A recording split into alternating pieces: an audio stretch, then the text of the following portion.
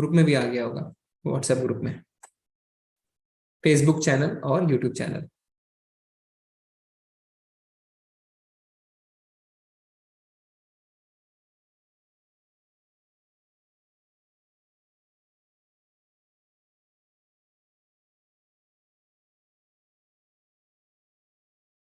हरे कृष्णा। तो भगवत गीता के दूसरे अध्याय में आप सबका स्वागत है। इस अध्याय का नाम है गीता का सारांश। तो इस अध्याय का एक और जो है नाम है वो क्या है? सांख्य योग। सांख्य का अर्थ क्या होता है? विश्लेषण करना, एनालाइज करना। सांख्य यानी बिंदु, जो मुख्य मुख्य बिंदु है वो। तो वही इस अध्याय में हम देखेंगे क्या मुख्य मुख्य बिंदुओं पर चर्चा हो रही है। तो जो अग्नि पुराण है उसमें भगवत गीता के अलग अलग अध्यायों को शरीर के अलग अलग अंगों से तुलना करी गई है, और ये जो दूसरा अध्याय है उसकी तुलना करी गई है पैरों से। क्यों? क्योंकि पैर शरीर के आधार होते हैं। तो ये जो अध्याय है ये भी भगवत गीता का आधार है, क्योंकि यहाँ पे आत्मा के बारे में बताया गया है, और आत्मा का जो ज्ञान है वो भगवत गीता का आधार है। तो ये भक्ति मार्ग में सबसे पहला जो हमारा अंडरस्टैंडिंग अगर है, सबसे पहला अगर हम ज्ञान जो लेते हैं वो हम आत्मा के बारे में लेते हैं। इसीलिए इस अध्याय को भगवत गीता का क्या बताया गया? आधार। पर हम जो है अध्याय शुरू करें उससे पहले हम लेंगे श्लोका ऑफ द डे। तो जैसा हमने कहा था हम हर दिन श्लोका ऑफ द डे लेंगे। तो पिछले अध्याय में हमने पहले श्लोक को श्लोका ऑफ द डे बनाया था। अगर आप इसका जो है पठन करना चाहते हैं, चाहे आपने कंठस्थ किया हो या आप देख के पठन करना चाहते हैं, तो आप हैंड रेज कर सकते हैं। एक एक करके आपको सुमित प्रभु जी मौका देंगे और आप इसका पठन कर सकते हैं। हरे कृष्ण सुमित प्रभु जी। हरे कृष्णा प्रभु जी। जी। हरे कृष्णा, राधे राधे प्रभु जी, माता जी।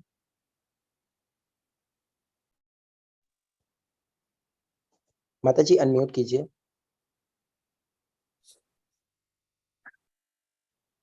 ओके। हरे कृष्णा गायत्री माता जी। हरे कृष्णा प्रभु जी। हरे कृष्ण जी। माता जी पठन करिए माता जी, पढ़िए। धृष्टाचवाचा धर्म क्षेत्रे कुरुक्षेत्रे संवेता युयुत्स्वा मामका पांडवश्च किम कुर्वेत संजय। धृष्टात ने कहा, हे संजय, कर्म भूमि क्षेत्र कुरुक्षेत्र में युद्ध की इच्छा से एकत्र हुए मेरे तथा पांडवों के पुत्रों ने क्या कहा। हरे कृष्ण प्रभु जी। तो जो सबसे पहले जो है पठन करेंगे वो अनुवाद पढ़ेंगे और उसके बाद हम सिर्फ श्लोक पढ़ेंगे। धन्यवाद माता जी। हरे कृष्णा मीता माता जी। हरे कृष्णा प्रभु जी। धृतराष्ट्र उवाच धर्म क्षेत्रे कुरुक्षेत्रे संवेतायुत्स्वा मामका पांडवाश्चैव किम अकुर्वत संजय। बहुत सुंदर माता जी, बहुत बहुत धन्यवाद। हरे कृष्णा आशिता माता जी।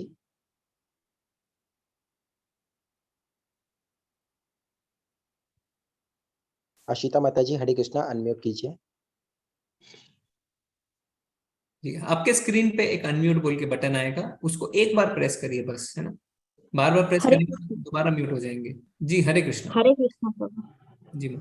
धृतराष्ट्र उवाच धर्मक्षेत्रे कुरुक्षेत्रे समवेतायुत्सवः मामकाः पांडवाश्चैव किम कुर्वत संजय। धन्यवाद माता जी, बहुत ही अच्छे से आपने किया। हरे कृष्णा धर्मेंद्र प्रभु जी।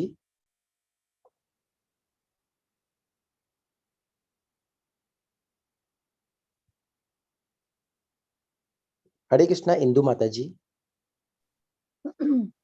हरे कृष्ण प्रभु जी। हरे कृष्ण माता जी। धृतराष्ट्र उवाच धर्मक्षेत्रे कुरुक्षेत्रे संवेतायुयुत्सवा मामका पांडवाश्चैव किम कुर्वत संजय। हरे कृष्ण माता जी धन्यवाद। हरे कृष्णा सुशील प्रभु जी। हरे कृष्णा। हरे कृष्ण। धृतराष्ट्र उवाच धर्मक्षेत्रे कुरुक्षेत्रे संवेतायुयुत्सवः मामकाः पांडवश्चैव किम कुर्वत संजय। बहुत ही सुंदर प्रभु जी, धन्यवाद। हरे कृष्णा। हरे कृष्णा राकेश प्रभु जी। हरे कृष्ण प्रभु जी। हरे कृष्ण माता जी। धृतराष्ट्र उवाच धर्मक्षेत्र कुरुक्षेत्र संवेतायुयुतस्वः मामका पांडवश्चैव किं कुर्वतः संजय। धन्यवाद माता जी, बहुत ही सुंदर से आपने किया। हरे कृष्णा सुमित प्रभु जी। हरे कृष्ण प्रभु जी। हरे कृष्ण। धृतराष्ट्र उवाच धर्मक्षेत्रे कुरुक्षेत्रे समवेतायुत्सव मामका पांडवश्च किम कुर्वत संजय। धन्यवाद प्रभु जी। प्रभु जी हम 2 हैंड्स और लेंगे, बस समय हो गया। हरे कृष्णा सुभाना माता जी। हरे कृष्णा। हरे कृष्ण। हरे कृष्ण प्रभु जी। जी माता जी। धृतराष्ट्र उवाच धर्मक्षेत्रे कुरुक्षेत्रे संवेतायुतस्वः मामका पांडवाश्चैवे किम कुर्वत संजय। धृतराष्ट्र ने कहा, हे संजय, धर्म भूमि कुरुक्षेत्र में युद्ध की इच्छा से एकत्र हुए मेरे तथा पांडु के पुत्रों ने क्या किया। धन्यवाद माता जी, धन्यवाद। लास्ट हैंड लेंगे प्रभु जी। जी प्रभु जी। हरे कृष्णा विशाखा माता जी।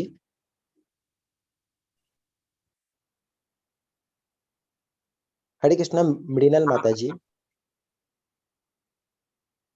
मृणाल जी प्रभु जी। प्रभु जी बोलिए जी। जय प्रभु जी। हाँ।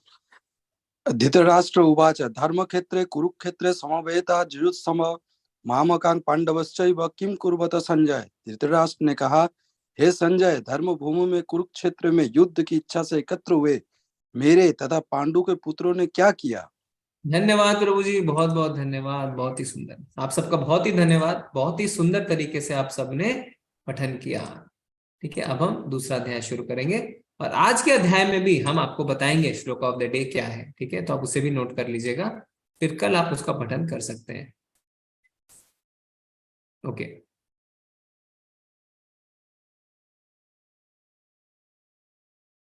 तो हम जल्दी से देख लेते हैं कल अर्जुन ने युद्ध ना करने के 5 कारण क्या क्या दिए थे। कोई बताना चाहता है? अपना हैंड रेस करिए जल्दी से। क्या उनसे 5 कारण अर्जुन ने दिए थे युद्ध ना करने के? इंदु माता जी हरे कृष्णा। हरे कृष्णा प्रभु जी। जी उन्होंने कहा था, एक तो मुझे दया आ रही है, बिल्कुल सही जी। दूसरा मुझे युद्ध करने में कोई आनंद नहीं है, जी तीसरा पारिवारिक समस्याएं हैं, ओके पाप है युद्ध करने में, जी, और मैं असमंजस की स्थिति में हूँ कि मैं युद्ध करूं या नहीं करूं। बहुत बहुत धन्यवाद। तो माता जी ने बिल्कुल सटीक बता दिए 5 कारण। अर्जुन ने क्या कहा था कि मुझे दया आ रही है, मैं कैसे अपने परिवारजनों को मारूं और इनको मार के मुझे कोई आनंद की प्राप्ति नहीं मिलने वाली, चाहे आप मुझे स्वर्ग ही क्यों ना दे दें, तीनों लोक ही क्यों ना दे दें, और मुझे पाप लगेगा और मेरी पारिवारिक परंपराएं नष्ट हो जाएंगी और मैं असमंजस में हूं, मैं करूं तो क्या करूं। अब भगवान एक एक करके 5 कारण का खंडन करने वाले हैं, हम देखेंगे कैसे। तो सबसे पहले इस अध्याय में संजय बोलते हैं, संजय उवाच तम तथा कृपयाभिष्टम अश्रुपुनाकुलेक्षणम विषीदन्तमिदं वाक्यम उवाच मधुसूदना। संजय ने कहा, करुणा से व्याप्त शोक युक्त अश्रुपूरित नेत्रों वाले अर्जुन को देखकर मधुसूदन कृष्ण ने ये शब्द कहे। तो यहाँ पे संजय भगवान को क्या कह रहे हैं? मधुसूदन। तो भगवान श्री कृष्ण के बहुत सारे नाम हैं और हर नामों का अलग अलग अर्थ है। ठीक है, तो मधुसूदन का अर्थ क्या है? मधु एक राक्षस था जिसने क्या किया था? जिसने ब्रह्मा जी से वेदों को चुरा लिया था, तो यानी ज्ञान को चुरा लिया था और अज्ञान फैल गया था। तो भगवान श्री कृष्ण ने उसका वध किया था और इसीलिए उन्हें कहते हैं मधुसूदन, और अज्ञानता को खत्म करके वापस ज्ञान की स्थापना करी थी। तो अब संजय कह रहे हैं मधुसूदन, क्योंकि जिस अज्ञानता में अर्जुन है, अब भगवान जो है अर्जुन के इस अज्ञानता को दूर करने वाले हैं। तो ये धृतराष्ट्र को एक संकेत दे रहे हैं भगवान को मधुसूदन नाम से बुला के, कि अर्जुन की जो अज्ञानता है, जो मोह है, अब आप चिंता मत करिए, भगवान उसे दूर करने वाले हैं। और क्या कहते हैं? अश्रुपूर्ण कुलेक्षणम, यानी अर्जुन की आंखों में आंसू थे। ऐसा नहीं ना जैसा हम कलयुग के क्या करते हैं, लोग दिखावा करते हैं, है ना, मुझे तो बहुत दुख है इत्यादि इत्यादि, हम झूठ मूठ रोते भी हैं, पर ऐसा नहीं है। अर्जुन की आंखों में सच में आंसू थे। ऐसे कौरवों को वो छोड़ना चाहते थे जिन्होंने इतना अत्याचार किया, तो अर्जुन कोई दिखावा नहीं कर रहे थे, सच में वो बहुत दुखी थे। अब क्या है, अब भगवान कहते हैं, श्री भगवान उवाचा कुतस्त्वा कश्मलम इदम विस्मय समुपस्थितम अनार्य दुष्टम अस्वर्गम अकीर्ति कर्म अर्जुना। तो ये जो श्लोक है, ये भगवान ने पहला श्लोक कहा है भगवत गीता में। इससे हमें बहुत कुछ सीखने को मिलेगा। पहला क्या, कि भगवान ने कुल 47 श्लोकों के बाद एक श्लोक बोला, पहले अध्याय के 46 और इस अध्याय का एक श्लोक। तो इससे हमें क्या शिक्षा मिलती है कि एक अच्छा वक्ता जो होता है वो पहले एक अच्छा श्रोता होता है। A good speaker is a good listener. तो पहले भगवान ने अर्जुन की सारी जितनी भी बातें सुनी और फिर भगवान कुछ कहते हैं। तो भगवान क्या कहते हैं, कुतस्त्वा कश्मलम इदम। परमात्मा परमेश्वर क्या कहते हैं, मेरे प्यारे अर्जुन ये अशुद्धियां तुम पर कैसे आई। तो जो अर्जुन युद्ध ना करने के कारण दे रहे थे उन्हें भगवान अशुद्धियां कह रहे हैं। वे ऐसे व्यक्ति के लिए बिल्कुल नहीं है जो जीवन के मूल्य को जानता है। वे उच्च ग्रहों की ओर नहीं बल्कि बदनामी की ओर लेके जाते हैं। तो भगवान अर्जुन को डांट लगाते हैं और डांट लगा के क्या कहते हैं कि ये तुम्हारे अंदर अशुद्धियां आई कैसे। तो भगवान जो है अर्जुन के दिए गए कारणों को अशुद्धियां बता रहे हैं, कलमश बता रहे हैं। और भगवान कह रहे हैं कि जो जीवन के मूल्यों को जानता है उनके लिए ये ठीक नहीं है। तुम ऐसा सोच भी कैसे सकते हो अर्जुन, है ना। जैसे एक बच्चा है, वो परीक्षा देने जाता है और वो कहता है मैं परीक्षा नहीं दूंगा, तो आप क्या कहते हैं कि तुम ऐसा सोच भी कैसे सकते हो, तुम तो अव्वल दर्जे के स्टूडेंट हो।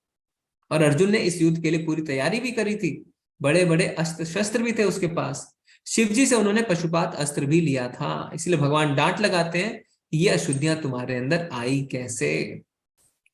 अब ये जो श्लोका है, ये श्लोका बहुत ही महत्वपूर्ण है और ये आज का श्लोका ऑफ द डे है, आप नोट कर लीजिए।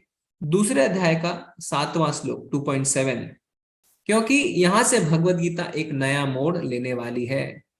तो जब भगवान उन्हें डांट लगाते हैं तो अर्जुन क्या कहते हैं, कार्पण्य दोषो उपहत स्वभावा पृच्छामि त्वां धर्म सम्मूढ़ चेतः यस्य निश्चितं ब्रूहि तन्मे शिष्यस्ते अहम साधि माम त्वां प्रपन्नम। अब मैं अपनी कृपण दुर्बलता के कारण अपना कर्तव्य भूल गया हूं और सारा धैर्य खो चुका हूं। ऐसी अवस्था में मैं आपसे पूछ रहा हूं कि जो मेरे लिए श्रेष्ठकर हो उसे निश्चित रूप से बताएं। अब मैं आपका शिष्य हूं और शरणागत हूं, कृपया मुझे उपदेश करें। तो इस श्लोक में अर्जुन जो है भगवान की शरणागति लेते हैं। तो यहाँ पे हमारे लिए बहुत कुछ सीखने को है।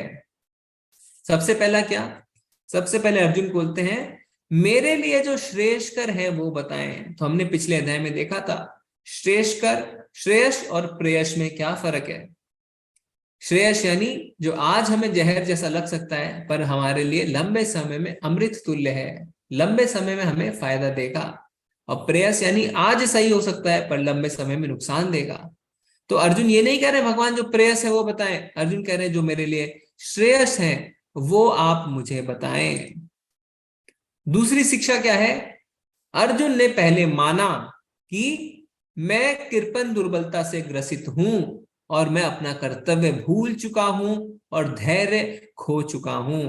तो उसने माना अर्जुन ने कि मैं समस्या का समाधान नहीं खोज पा रहा हूं अपनी बुद्धि से और अपनी इंटेलिजेंस से, क्योंकि मेरी बुद्धि की एक सीमा है। तो इंसान जो होता है उसकी बुद्धि की सीमाएं होती हैं। हमें क्या करना है, हम जब शरणागति लेते हैं किसी की, हमें भी सबसे पहले इस बात को स्वीकार करना है कि जिस समस्या में हम गिरे हैं उसका समाधान हम अपनी बुद्धि से नहीं निकाल पा रहे हैं। क्योंकि हम क्या करते हैं, हम दूसरों के पास जाते हैं एडवाइस लेने, पर साथ ही साथ हम अपनी बुद्धि को भी क्या करते हैं, हम अपनी बुद्धि को भी ऊपर रखते हैं। पर शरणागति ऐसे नहीं मिलती। शरणागति का अर्थ होता है पहले हम स्वीकार करें कि हमारे अंदर कमियां हैं, हम अपनी बुद्धि से अपने मुश्किल का समाधान जो है, मुश्किलों का समाधान नहीं खोज पा रहे हैं। तो अर्जुन ने तो भगवान की शरणागति ले ली, हम किसकी शरणागति लें? हम ले सकते हैं किसकी शरणागति? गुरु, साधु और शास्त्र। गुरु, साधु और शास्त्र। ठीक है, गुरु जो है वो भगवान के प्रतिनिधि होते हैं, साधु यानी भक्त, और शास्त्र यानी भगवत गीता, श्रीमद् भागवतम इत्यादि। तो हमें इनकी शरणागति लेनी है, गुरु का आश्रय लेना है, भक्तों का संग करना है और शास्त्रों का अध्ययन करना है। तो हमारे जीवन में भी ऐसी दिक्कतें आएंगी, जब हमें नहीं समझ में आएगा हम करें तो क्या करें, तो हमें शरणागति लेनी है गुरु, साधु और शास्त्र की। ठीक है, और जो भगवान है वो क्या है, वो इस सृष्टि के रचयिता है, और सृष्टि की रचना करने के बाद भगवान कहते हैं कि ये जो सृष्टि है ये है दुखालयम, दुखालयम अशाश्वतम। जैसे पुस्तकालय में पुस्तक मिलती है तो दुखालय में दुख मिलते हैं। भगवान ये अपनी सृष्टि के बारे में बता रहे हैं। आगे हम देखेंगे भगवत गीता में भगवान ने कहा है कि ये सृष्टि है दुखालयम अशाश्वतम। तो अगर भगवान कह रहे हैं कि इस सृष्टि में दुख है तो दुख है, क्योंकि उन्हीं की बनाई हुई ये सृष्टि है, तो हम दुखों से बच नहीं सकते। तो तात्पर्य में प्रभुपाद जी क्या लिखते हैं, यह प्राकृतिक नियम है कि भौतिक कार्यकलाप की प्रणाली ही हर एक के लिए चिंता का कारण है। पग पग पर उलझन मिलती है, अतः प्रामाणिक गुरु के पास जाना आवश्यक है। पग पग पर उलझन मिलती है, हम सभी के जीवन में ऐसा हुआ है ना, कुछ भी अच्छा होता है फिर तुरंत उलझन है, कुछ भी अच्छा होता है फिर तुरंत उलझन है। क्यों? क्योंकि ये दुनिया जो है वो है दुखालयम। इसीलिए प्रामाणिक गुरु के पास जाना आवश्यक है, जो जीवन के उद्देश्य को पूरा करने के लिए समुचित पथ निर्देशन दे सके। समग्र वैदिक ग्रंथ हमें यह उपदेश देते हैं कि जीवन की अनचाही उलझनों से मुक्त होने के लिए प्रामाणिक गुरु के पास जाना चाहिए। तो ये जो उलझने हैं जिनमें हम फंसे रहते हैं, उससे हमें समाधान एक गुरु ही दिला सकते हैं। ये उलझने उस दावाग्नि के समान है जो किसी के द्वारा लगाए बिना भभक उठती है। दावाग्नि क्या होता है? फॉरेस्ट फायर, जंगल में आग अपने आप लगती है, कोई उसे लगाने नहीं जाता। तो हमारे जीवन में भी समस्याएं अपने आप आती हैं। आप कमरे में बंद होकर बैठ जाएंगे तो क्या समस्याएं नहीं आएंगी? समस्या आएंगी। कोई नहीं चाहता है कि मेरे जीवन में समस्या आए, पर समस्या आती है। ठीक उसी दावाग्नि की तरह है ना, कोई उसे लगाने नहीं जाता पर वो आग फिर भी लगती है। इसी प्रकार विश्व की स्थिति ऐसी है कि बिना चाहे जीवन की उलझने स्वतः उत्पन्न होती है। कोई नहीं चाहता कि आग लगे, किंतु फिर भी वह लगती है और हम अत्यधिक व्याकुल होते हैं। और जब हमारे जीवन में समस्या आती है तो हम बहुत ज्यादा विचलित हो जाते हैं, बहुत व्याकुल हो जाते हैं, ना निगलते बनता है ना उगलते बनता है।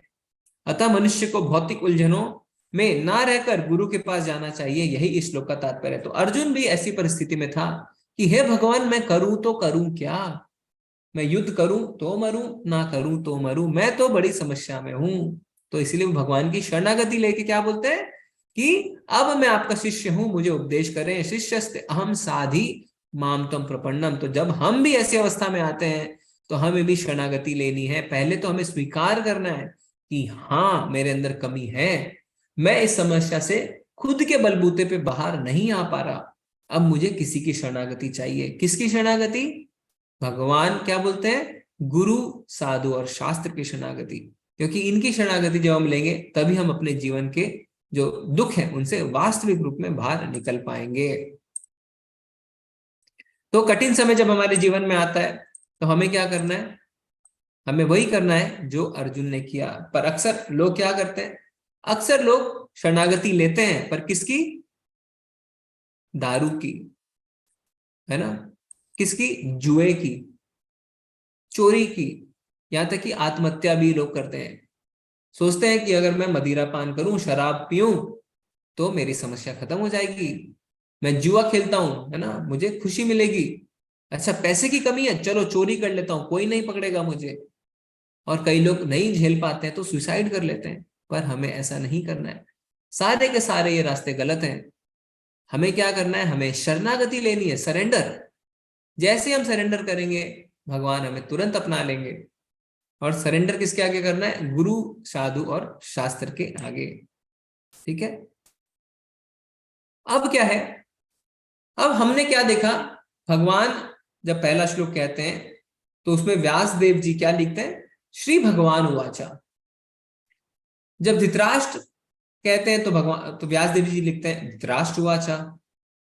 फिर संजय कहते हैं तो लिखते हैं संजय उवाचा, अर्जुन कहते हैं तो लिखते हैं अर्जुन उवाचा, और यहाँ पे जब कृष्ण जी कहते हैं तो लिखते हैं श्री भगवान उवाचा।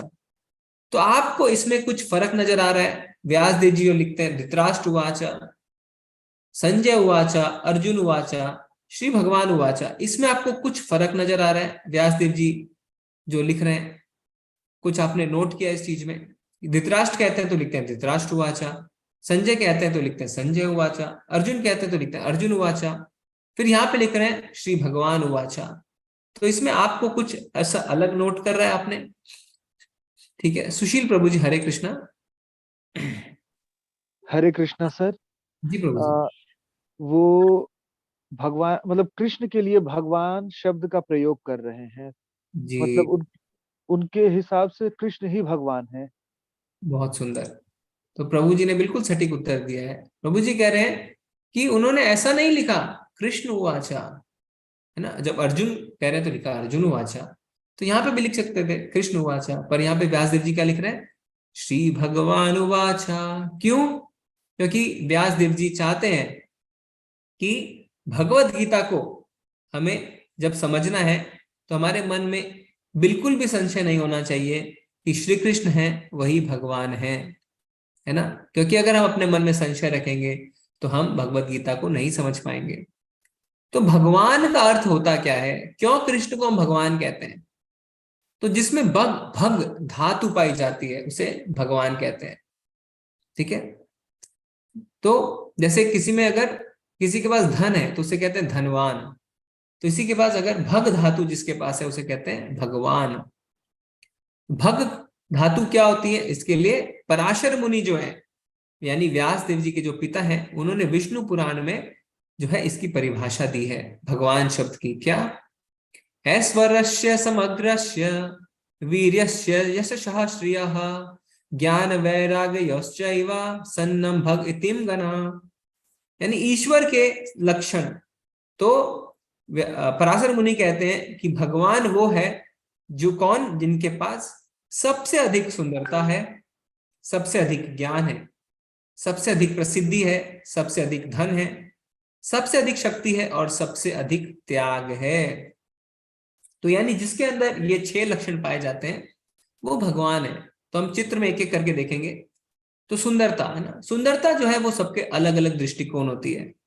जैसे किसी मोटे आदमी को अगर हम पूछें कि वो सुंदर है तो आप कहेंगे नहीं वो सुंदर नहीं है, पर उसी मोटे आदमी को अगर आप एक भूखे शेर के आगे रखेंगे तो शेर क्या कहेगा? ये तो बहुत सुंदर है ना, मुझे इसे खाना है। तो अलग अलग व्यक्ति का अलग अलग दृष्टिकोण होता है, पर भगवान इतने सुंदर हैं कि वो सबको आकर्षित करते हैं, चाहे वो इंसान हो, चाहे जानवर हो, चाहे पेड़ हो, चाहे बादल हो, चाहे नदी हो। क्योंकि कृष्ण शब्द जो है, कृष्ण शब्द का यह अर्थ होता है सर्व आकर्षक। कृष्ण शब्द का अर्थ है सर्व आकर्षक, सबको अपनी ओर आकर्षित करते हैं। फिर सबसे अधिक ज्ञान। तो अभी हम भगवत गीता पढ़ रहे हैं, हमने देखा है अर्जुन क्या कहते हैं? अर्जुन कह रहे हैं मैं आपका शिष्य हूं, मुझे उपदेश करें। तो भगवान का ज्ञान है, करोड़ों सालों से चलता आ रहा है और इसमें कोई भी कमी नहीं है, और आज भी हम इस ज्ञान को समझने की कोशिश कर रहे हैं। फिर सबसे अधिक प्रसिद्धि, तीसरा चित्र आप देख सकते हैं।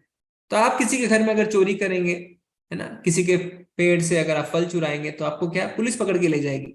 पर भगवान मक्खन चुराते हैं और क्या होता है, और ज्यादा प्रसिद्ध हो जाते हैं, बल्कि माखन चोर रूप में उनकी पूजा होने लगती है। फिर सबसे अधिक धन। तो भगवान जो है उनके पास सबसे अधिक धन है। तो ब्रह्मा जी कहते हैं ब्रह्म संहिता में 29वें श्लोक में क्या बताते हैं? चिंतामणि प्रकर सद्मशु कल्प वृक्षा लक्षावृतेषु सुरभिरभिपालयन्तम् लक्ष्मी सहस्र शत संभ्रम सेव्यमानम् गोविंदमादि पुरुषम तमहं भजामि। ब्रह्मा जी कह रहे हैं लक्ष्मी सहस्र शत संभ्रम सेव्यमानम, यानी हजारों हजार लक्ष्मी भगवान की सेवा में लगी रहती हैं। तो जैसे हम दिवाली पे एक लक्ष्मी की पूजा करते हैं कि हमारे घर में थोड़ा सा धन आ जाए, यहाँ पे हजारों हजारों लक्ष्मी भगवान की सेवा में लगी हुई हैं। तो इसीलिए भगवान सबसे अधिक धनवान है। फिर सबसे अधिक शक्ति, तो हम देखते हैं कि कैसे 7 साल की उम्र में 7 दिनों तक अपने उल्टे हाथ की सबसे छोटी उंगली में भगवान गोवर्धन पर्वत उठा के रखते हैं, उनसे शक्तिशाली कोई नहीं है। और सबसे अधिक त्याग, इतना सब कुछ होने के बाद भी सबसे अधिक सुंदर है, ज्ञानवान है, प्रसिद्ध है, धनवान है, शक्तिशाली है, पर त्याग भी सबसे ज्यादा है। आप देख सकते हैं कैसे यहाँ पे अर्जुन के सारथी बन गए, कैसे अपने माता पिता को छोड़ के चले जाते हैं, कैसे राम जी सिर्फ 1 दिन पहले राजाभिषेक से वनवास की ओर चले जाते हैं। तो ये है भगवान के 6 गुण।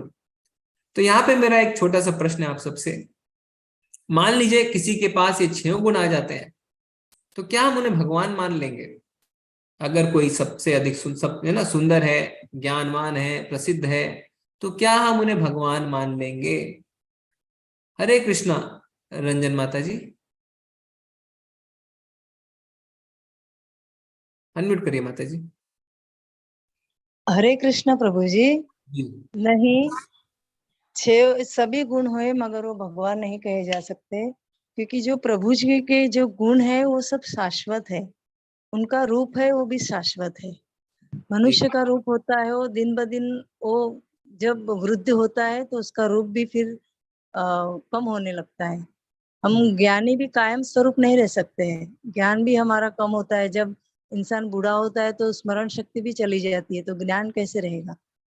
और जी प्रसिद्धि भी क्षणिक होती है, बहुत समय नहीं, वो उसके लिए सतत हमें प्रयत्न करना पड़ता है। और शक्ति का भी वही है कि हमारी शक्ति भी दिन ब दिन क्षणिक होती जाती है, वो बढ़ती नहीं है, एक समय तक रहती है फिर वो कम कम होती जाती है। मगर जो प्रभु है वो तो सनातन है और उनका निरंतर है और अनंत है। हरि अनंत, हरि कथा अनंता, तो उसमें कोई मतलब पार ही नहीं है। तो नहीं हो सकता, मनुष्य प्रभु नहीं बन सकता, भगवान और भगवान ही है। धन्यवाद, माता जी ने बहुत ही विस्तार में समझा दिया है कि मान लीजिए अगर किसी के पास ये 6 गुण आ भी जाए तो वो शाश्वत रूप में नहीं आ सकते। कोई सुंदर हो सकता है ना, हो सकता है मिस वर्ल्ड बन जाए, मिस यूनिवर्स बन जाए, पर बुढ़ापे में झुर्रियां आएंगी ही आएंगी। पर भगवान हमेशा सुंदर रहते हैं। ब्रह्मा जी लिखते हैं नव यौवनम च, भगवान हमेशा नव यौवन। किसी ने श्री कृष्ण जी की कोई बूढ़े तस्वीर देखी है? नहीं, क्योंकि हमेशा भगवान नवयुवक बने रहते हैं।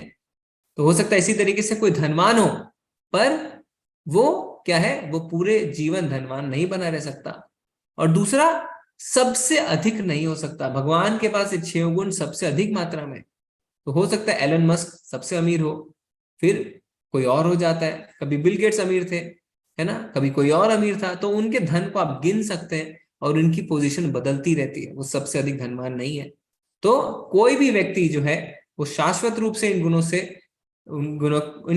ये जो सारे गुण है उनके अंदर नहीं रह सकते, और उनकी पोजीशन जो है वो बदलती रहती है, क्योंकि अनलिमिटेड उनके पास ये गुण नहीं हो सकते। ठीक है। तो अब श्रीमद् भागवतम में क्या लिखा है? श्रीमद् भागवतम में लिखा है कि परम सत्य को जानने की 3 अवस्था होती है, ब्रह्मेति, परमात्मेति और भगवानेति। यानी सबसे पहले निराकार ब्रह्म, यानी जो निर्विशेषवादी होते हैं वो भगवान को एक ब्रह्म ज्योति के रूप में देखते हैं। वो कहते हैं भगवान एक ज्योति है। जो अष्टांग योगी होते हैं वो भगवान को अपने हृदय में परमात्मा के रूप में दर्शन करते हैं। पर जो भक्त होते हैं वो क्या है, वो पूरी तरीके से भगवान को जानते हैं और उनके 2 भुजाओं के श्याम सुंदर रूप में भगवान के दर्शन करते हैं। ठीक है। तो जैसे मान लीजिए एक टापू है, तो जो निर्विशेषवादी हैं वो क्या देखेंगे, वो सिर्फ टापू तक देखेंगे। फिर उसके आगे अष्टांग योगी जाते हैं, वो देखते हैं कि हाँ वहां पे एक पेड़ भी है, यानी वो परमात्मा रूप में भगवान के दर्शन करते हैं। पर जो भक्त है वो और नजदीक जाता है और वो देखता है कि उस पेड़ पे एक पक्षी भी बैठा है, यानी वो भगवान का साकार रूप में दर्शन करते हैं। जैसे ये हुआ ब्रह्म ज्योति, भगवान के शरीर से निकलने वाली ज्योति है। फिर उसके अंदर जो भक्त है वो इस ज्योति को भेदते हैं और अंदर भगवान का साकार रूप में दर्शन करते हैं। और भगवान का जो स्वभाव है वो क्या है, सच्चिदानंद। सत मतलब शाश्वत, चित मतलब पूर्ण ज्ञान और आनंद मतलब पूर्ण आनंद। अब भगवान अर्जुन के एक एक कारणों का खंडन करने वाले हैं। तो अर्जुन ने सबसे पहला कारण क्या दिया था, दया, कि मुझे दया आ रही है। तो भगवान क्या कहते हैं, देहिनो अस्मिन् यथा देहे कौमारम यौवनम जरा तथा देहांतर प्राप्तिर्धीरस्तत्र न मुह्यति जिस प्रकार शरीरधारी आत्मा इस वर्तमान शरीर में बाल्यावस्था से तरुण अवस्था और फिर वृद्ध अवस्था में निरंतर अग्रसर होता रहता है, उसी प्रकार मृत्यु होने पर आत्मा दूसरे शरीर में चला जाता है। धीर व्यक्ति ऐसे परिवर्तन से मोह को प्राप्त नहीं होता। तो भगवान कह रहे हैं अर्जुन, तुम्हें अगर दया करनी है तो शरीर पे नहीं आत्मा पे करो। तो हमने पहला अध्याय क्या देखा था? सैन्य निरीक्षण। तो अर्जुन का दृष्टिकोण था कि ये सारे मेरे परिवारजन हैं, मेरे मित्र हैं। दुर्योधन का दृष्टिकोण क्या था कि ये भोग के लिए है, मुझे सत्ता चाहिए। धृतराष्ट्र का दृष्टिकोण क्या था? पांडव और कौरव। भगवान का दृष्टिकोण क्या है? सब आत्मा है और सबके आत्मा के कल्याण के बारे में भगवान यहाँ पे सोच रहे हैं। जैसे मान लीजिए कोई व्यक्ति डूब रहा है, तो आप उस व्यक्ति को बचाएंगे कि उसके कपड़ों को बचाएंगे? आप उस व्यक्ति को बचाएंगे। तो शरीर जो हमारा है वो हर समय बदल रहा है। आप अपनी पुरानी चित्र उठा के देखिए, आप बोलेंगे ये मैं हूं, पर अंदर ही अंदर क्या सोचेंगे? हाँ मैं तो वही हूं, मैं नहीं बदला, पर मेरा पूरा शरीर बदल गया है। जैसे आप पहले दिखते थे आज आप नहीं दिखते, है ना। और क्या हम बोलते हैं? हम बोलते हैं मेरा हाथ, मेरा चेहरा। तो किसका हाथ? अगर आप शरीर हैं तो किसका हाथ है, किसका चेहरा है? हम कभी ये थोड़ी बोलते हैं मैं हाथ हूं, मैं चेहरा हूं। नहीं, हम बोलते हैं मेरा हाथ। तो किसका हाथ? हमारी आत्मा, क्योंकि हम आत्मा है, हम शरीर नहीं है। भगवान आगे कैसे समझाते हैं इस बात को? वंशाशि जीर्णानि यथा विहाय नवानि गृह्णाति नरोपराणि तथा शरीरानि विहाय जीर्णा नन्यानि संयाति नवानि देहि। जिस प्रकार मनुष्य पुराने वस्त्रों को त्याग कर नए वस्त्र धारण करता है, उसी प्रकार आत्मा पुराने तथा व्यर्थ के शरीरों को त्याग कर नवीन भौतिक शरीर धारण करता है। तो तात्पर्य में प्रभुपाद जी क्या लिखते हैं? अणु आत्मा द्वारा शरीर का परिवर्तन एक स्वीकृत सत्य है। आधुनिक वैज्ञानिक तक जो आत्मा के अस्तित्व पर विश्वास नहीं करते, पर साथ ही हृदय से शक्ति साधन की व्याख्या भी नहीं कर पाते, उन परिवर्तनों को स्वीकार करने को बाध्य हैं जो बाल्यकाल से कुमार अवस्था और फिर तरुण अवस्था तथा वृद्ध अवस्था में होते रहते हैं। वृद्ध अवस्था से यही परिवर्तन दूसरे शरीर में स्थानांतरित हो जाता है। तो भगवान कह रहे हैं कि जो आत्मा है वो 84 लाख योनियों में जाती रहती है और ये हमारी भोग प्रवृत्ति पे निर्भर करती है कि हमें कैसा भोग करने की इच्छा है। तो भगवान अर्जुन को कह रहे हैं अगर तुम नहीं मारोगे पर शरीर तो बदलना ही पड़ेगा, और जो कौरव है वो किसी दूसरे कारण से मरेंगे, कोई दूसरा उन्हें मार देगा, है ना, क्योंकि वो इतने पापी हैं कि कहीं ना कहीं किसी ना किसी से तो वो लड़ेंगे और मरेंगे ही। हे अर्जुन, तुम एक निमित्त मात्र हो, तुम तो सिर्फ एक निमित्त हो। और भगवान क्यों अपने भक्तों को चुनते हैं? क्यों अर्जुन को चुनते हैं? क्योंकि जिससे भक्तों का यश बढ़े। तो भगवान कहते हैं ये तो मरने भी वाले हैं, ऐसे ही मरेंगे, क्योंकि हर शरीर को मरना है। अगर तुम नहीं मारोगे तो किसी और कारण से मरेंगे, पर मैंने तुम्हें निमित्त चुना है, तुम्हें एक जरिया चुना है। तो प्रश्न ये उठता है अर्जुन को क्यों जरिया चुना है? क्योंकि अर्जुन भगवान के भक्त हैं और भगवान हमेशा चाहते हैं कि भक्तों का यश बढ़े। जैसे राम जी है ना, वो अकेले जाके रावण को मार सकते थे, पर उन्होंने हनुमान जी को सेवा दी, उन्होंने वानर सेना को सेवा दी, जिससे उनका यश बढ़े। और हनुमान जी का कितना यश बढ़ गया कि देखते ही हमें उन्हें कितनी भक्ति हमारे अंदर जागृत होती है। तो तात्पर्य प्रभुपाद जी समझाते हैं कि वैज्ञानिक जो है वो मानते हैं कि हाँ हमारे शरीर में हर समय परिवर्तन हो रहा है, पर वो ये नहीं मानना चाहते हैं कि वो कहते हैं हमारे शरीर को जो ऊर्जा है वो हमारे हृदय से मिल रही है, पर हमारे हृदय को ऊर्जा कहाँ से मिल रही है इस बात का उनके पास कोई जवाब नहीं है। तो हमारे हृदय को जो ऊर्जा मिलती है वो आत्मा से मिलती है। इसीलिए जब कोई मर जाता है तो हम क्या कहते हैं? वो चला गया। कौन चला गया? शरीर तो वहीं पड़ा है, तो कौन चला गया? हमारी आत्मा निकल गई, है ना। नैनम छिन्दन्ति शस्त्राणि नैनम दहति पावका ना चैनम कलद्यन्त्यापो ना शोष्यति मारुता। यह आत्मा ना तो कभी किसी शस्त्र द्वारा खंड खंड किया जा सकता है, ना अग्नि द्वारा जलाया जा सकता है, ना जल द्वारा भिगोया या वायु द्वारा सुखाया जा सकता है ना। तो ये आत्मा all proof, water proof, fire proof, सब कुछ। क्यों? क्योंकि ये भौतिक चीजों से नहीं बनी है, क्योंकि आत्मा जो है वो पंच तत्व से अलग है। और अभी हम आगे देखेंगे भी शास्त्रों में आत्मा की साइज के बारे में भी लिखा है। आत्मा कितनी बड़ी होती है? जो हमारा बाल का अग्र भाग है उसका 10,000वां हिस्सा आत्मा का वो साइज है। ठीक है, तो यानी भगवान ने अर्जुन के पहले कारण का खंडन कर दिया कि अगर दया करनी है तो शरीर पे मत करो, आत्मा पे करो। डूबते हुए व्यक्ति के कपड़े मत बचाओ, व्यक्ति को बचाओ। तो चलिए मान लेते हैं कि हम जो है शरीर नहीं, हम आत्मा हैं, हमें आत्मा दया पे करनी चाहिए, इस बात को मान लेते हैं। पर इस ज्ञान से हमें क्या फायदा मिलने वाला है? देखिए, हम ही आज तक हमने जितने भी अपने जीवन में कार्य किए वो अपने शरीर के लिए किए ना। अच्छे कपड़े, अच्छा खाना, अच्छा घर, जिससे हमारे शरीर को अच्छे से अच्छा सुख मिल सके। पर क्या इससे हमारी समस्या खत्म हो गई? नहीं खत्म हुई। हम जब सोचते हैं कि हम शरीर हैं तो तुरंत हम सोचते हैं कि किसी दिन हमें मरना है, और जैसे हमारे अंदर एक ख्याल आता है कि हमें मरना है तो हम खुल के जियो, भोग करो, ऐसी प्रवृत्ति में जीने लगते हैं, है ना। जिंदगी ना मिलेगी दोबारा, तो हम क्या करते हैं? खुल के जियो। और जहां पे हम खुल के जीने की बात करते हैं वहां पे क्या होता है? वहीं से हमारे अंदर तनाव, निराशा, डिप्रेशन और चिंता शुरू हो जाती है। कैसे? खुल के जीने का अर्थ है, मेरे पास मारुति 800 है, मेरे पड़ोसी के पास क्या है? उसने तो अभी किया ले ली है, मुझे भी लेनी है, पैसे नहीं है आपके पास, चिंता।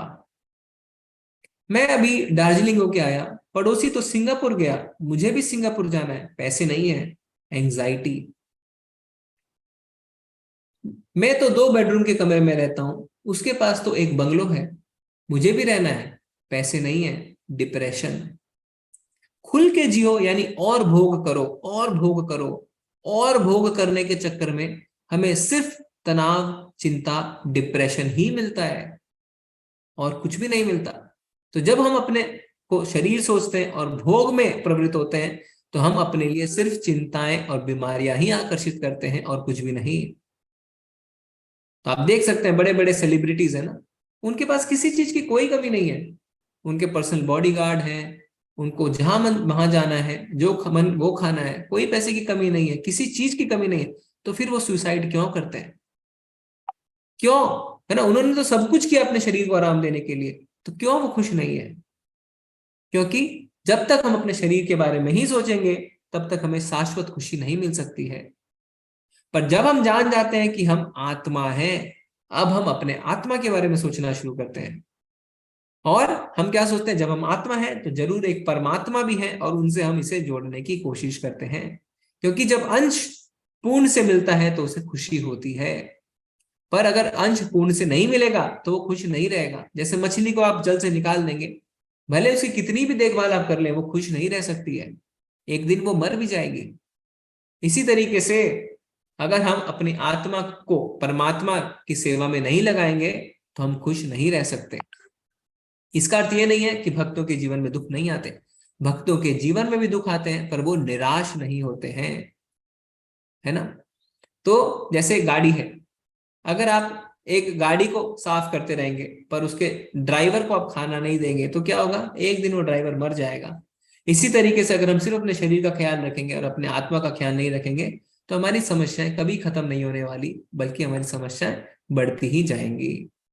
अब अर्जुन के दूसरे कारण का भगवान खंडन करेंगे। दूसरा कारण क्या है? कोई भी आनंद नहीं मिलने वाला मुझे भगवान। तो भगवान क्या कहते हैं? अवाच्यवादनाश्च बहुन वदिष्यन्ति तवाहिता निंदन्तस्व सामर्थ्यम ततो दुक्तरम नु किम। तुम्हारे शत्रु अनेक प्रकार से कटु शब्दों से तुम्हारा वर्णन करेंगे और तुम्हारी सामर्थ्य का उपहास करेंगे, तुम्हारे लिए इससे दुखदाई और क्या हो सकता है। तो भगवान क्या कह रहे हैं कि अगर तुम नहीं लड़ोगे तो कोई तुम्हारी तारीफ नहीं करेगा, सब ये कहेंगे अर्जुन तो कायर था, वो डर के भाग गया, तो तुम्हारे मान की हानि होगी और तुम्हें बहुत ज्यादा कटु वचनों से सब संबोधित करेंगे। तो जो तुम कह रहे हो कि तुम्हें आनंद की प्राप्ति नहीं होगी, युद्ध ना करने से बल्कि तुम्हारे आनंद जो है वो खत्म हो जाएगा। हतो वा प्राप्त से स्वर्गम जीत्वा वा भोक्ष से महिम तस्मात् उत्तिष्ठ कौन्तेय युद्धाय कृतनिश्चय। हे कुंती पुत्र, तुम यदि युद्ध में मारे जाओगे तो स्वर्ग प्राप्त करोगे, यदि तुम जीत जाओगे तो पृथ्वी के साम्राज्य का भोग करोगे, अतः दृढ़ संकल्प करके खड़े हो और युद्ध करो। भगवान कह रहे हैं और युद्ध करोगे तब तो आनंद ही आनंद है। क्यों? अगर जीत जाओगे तो साम्राज्य का भोग करोगे और हार जाओगे तो स्वर्ग की प्राप्ति होगी। तो तुम्हें तो दोनों तरफ आनंद ही आनंद मिलेगा, बल्कि युद्ध ना करने से तुम्हारा आनंद खत्म हो जाएगा, क्योंकि सब कहेंगे कि अर्जुन तो कायर था, उसने युद्ध नहीं किया। पर युद्ध करोगे तो दोनों तरफ से तुम्हारी ही जीत होने वाली है और दोनों तरफ से तुम्हें आनंद मिलने वाला है। अब क्या है अर्जुन का तीसरा कारण? अर्जुन क्या कहते हैं? मुझे पाप लगेगा। तो भगवान क्या कहते हैं? नेहा विक्रम नाशोस्ति प्रत्यवायो न विद्यते स्वल्पमप्यस्य धर्मस्य त्रायते महतो भयात्। इस प्रयास में ना तो हानि होती है ना ही राश, अपितु इस पथ पर की गई अल्प प्रगति भी महान भय से रक्षा कर सकती है। तो भगवान कह रहे हैं अगर भक्ति के मार्ग पे तुम चलोगे तो कोई भी पाप और पुण्य नहीं होता, कोई भी पास और फेल नहीं होता। जैसे हनुमान जी ने लंका जलाई तो क्या उनको पाप लगा? उनको पाप नहीं लगा, क्योंकि उन्होंने भगवान की सेवा करी, भगवान के लिए कार्य किया।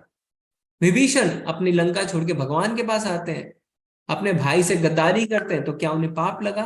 उन्हें पाप नहीं लगा, क्योंकि वो धर्म के मार्ग पे हैं, वो भगवान की सेवा में हैं। तो भक्ति जो होती है वो दिव्य धरातल पे होती है, तो उससे पाप और पुण्य नहीं लगता। इसलिए क्या है, भगवान कह रहे अल्प प्रगति भी महान भय से रक्षा करती है। तो मान लीजिए आप डॉक्टर हैं, है ना, डॉक्टर बनने के लिए आपने काफी पेपर दिए, पर जब तक आप सारे पेपरों में पास नहीं हो गए आप डॉक्टर नहीं बन गए, है ना। पर भक्ति में ऐसा नहीं है। भक्ति में अगर हम थोड़ी भी प्रगति करते हैं तो उससे क्या होता है, उस भक्ति का हमें लाभ मिलता है, महान भय से हमारी रक्षा होती है और भगवान बड़े प्रसन्न होते हैं। भगवान हमारा एफर्ट्स देखते हैं, भगवान ये नहीं देखते हैं कि पूरी तरीके से उसने भक्ति कंप्लीट करी है कि नहीं करी, हमारा प्रयास देखते हैं। जैसे जटायु ने प्रयास किया ना, वो नहीं बचा पाया, वो सीता मैया को नहीं, है ना, रावण सीता मैया को ले गया, जटायु ने नहीं रोक पाया, पर फिर भी क्या होता है, भगवान खुद अपने हाथों से उसका अंतिम संस्कार करते हैं। और भगवान ने यह भी कहा था, हे जटायु अगर तुम चाहो तो मैं तुम्हें वापस जीवित कर दूं। तो हार के भी वो जीत जाते हैं। क्यों? क्योंकि भक्ति में भगवान हमारा प्रयास देखते हैं। ठीक है, तो भक्ति में कोई भी पाप और पुण्य नहीं होता। फिर चौथा कारण उनको अर्जुन क्या देते हैं कि परंपरा नष्ट हो जाएगी। तो भगवान क्या बोलते हैं, वेदों में मुख्यतः प्रकृति के तीनों गुणों का वर्णन हुआ है। हे अर्जुन, इन तीनों गुणों से ऊपर उठो, समस्त द्वैतों और लाभ तथा सुरक्षा की सारी चिंताओं से मुक्त होकर आत्मपरायण बनो। एक छोटे से कूप का सारा कार्य एक विशाल जलाशय से तुरंत पूरा हो जाता है। इसी प्रकार वेदों के आंतरिक तात्पर्य जानने वाले को उनके सारे प्रयोजन सिद्ध हो जाते हैं।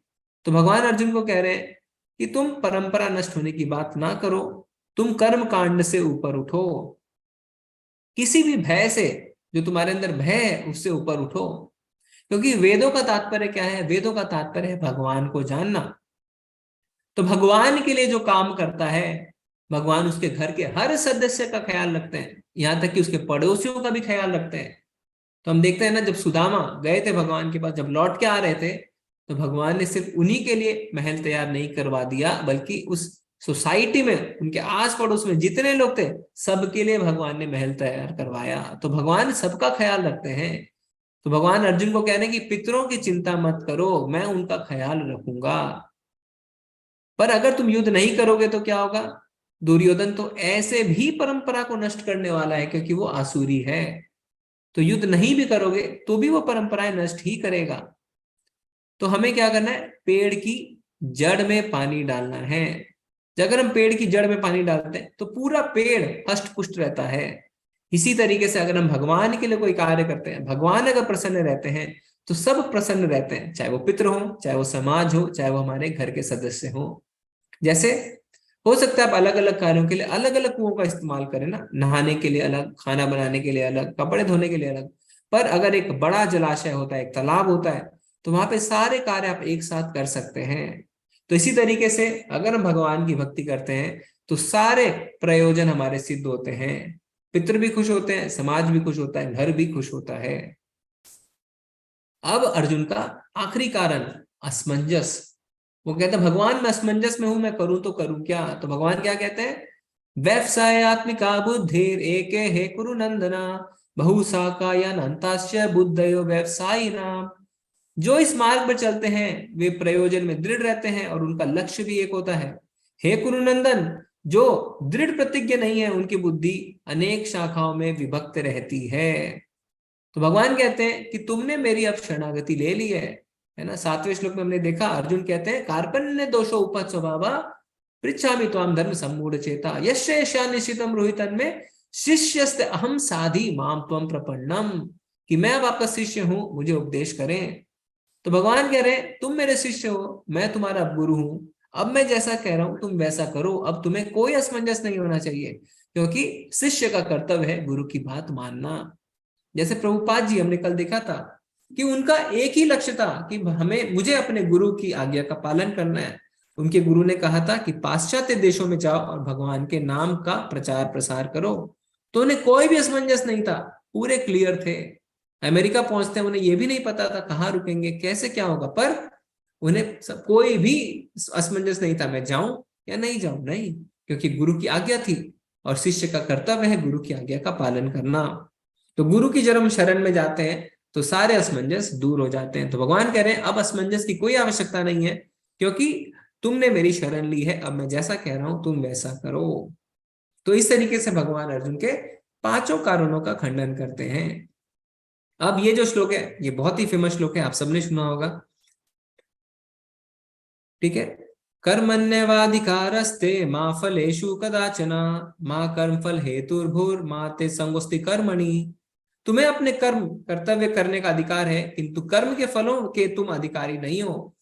तुम ना तो कभी अपने आप को अपने कर्मों के फलों का कारण मानो, ना ही कर्म ना करने में कभी आसक्त हो।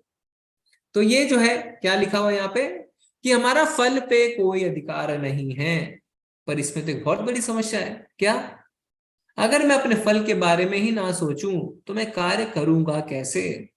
क्योंकि मुझे अपने टारगेट के बारे में तो पता होना चाहिए। तो भगवान यहाँ पे ऐसा क्यों कह रहे हैं, हमें समझना है भगवान क्या कह रहे हैं। तुम ना तो कभी अपने आप को अपने कर्म के फलों का कारण मानो, ना ही कर्म ना करने के में कभी आसक्त हो। आसक्त मतलब अटैच्ड।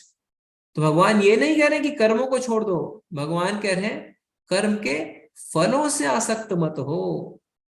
तो कुंजी क्या है, फॉर्मूला क्या है? फॉर्मूला है कर्म के फलों से आसक्त नहीं होना है, फलों से अटैच्ड नहीं होना है। मतलब अगर हम कोई कार्य कर रहे हैं तो हमें लक्ष्य स्थापित करना जरूरी है, पर उस लक्ष्य से अटैच्ड नहीं होना है, आसक्त नहीं होना है। क्यों?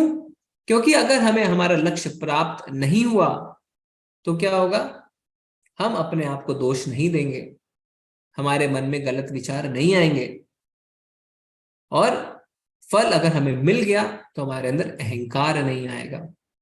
पर अगर हम फल से आसक्त हो जाते हैं, अगर कोई स्टूडेंट सोचता है मैं तो क्लास में फर्स्ट ही आऊंगा, फर्स्ट ही आऊंगा, फर्स्ट ही आऊंगा, अगर वो फर्स्ट नहीं आता है तो आप देखते हैं आजकल बच्चे सुसाइड कर लेते हैं। सेकंड भी आ जाते हैं तो भी सुसाइड कर लेते हैं कि मैं फर्स्ट क्यों नहीं आया, क्योंकि फल से आसक्त हो चुके हैं, अटैच्ड हो चुके हैं। पर अगर हम फल से आसक्ति खत्म कर देते हैं तो क्या है, तो हम गलत कदम नहीं उठाते। और मान लीजिए वो फर्स्ट आ जाते हैं तो उनके अंदर अहंकार आ जाता है, मैंने इतना अच्छी पढ़ाई करी, मेरे नोट सबसे अच्छे हैं, मैं सबसे ब्राइट हूं, मैं सबसे इंटेलिजेंट हूं। फिर वो अहंकार में आके उनका पतन होता है, क्योंकि वो फल से आसक्त हैं। तो फल से आसक्ति खत्म करने के लिए भगवान कह रहे हैं, भगवान ये नहीं कह रहे कि कर्मों को मत छोड़ो, कर्मों को छोड़ दो। भगवान कह रहे हैं कर्मों को नहीं छोड़ना है, कर्म के फल से आसक्ति छोड़नी है। जैसे एक किसान जब खेती करता है तो क्या है, वो बीज बो देता है, उसके आगे उसे नहीं पता है क्या होगा, बारिश होगी या नहीं होगी। तो उसी तरीके से हमें करना है ना, हमें कर्म करने हैं पर फलों से आसक्त नहीं होना। फिर भगवान क्या बताते हैं यहाँ पे, स्थित प्रज्ञ के बारे में बताते हैं। श्री भगवान उवाचा प्रजहाति यदा कामन सर्वोन पार्थ मनोगतान आत्मन्यवात्मना तुष्टः स्थित प्रज्ञस्तदोच्यते।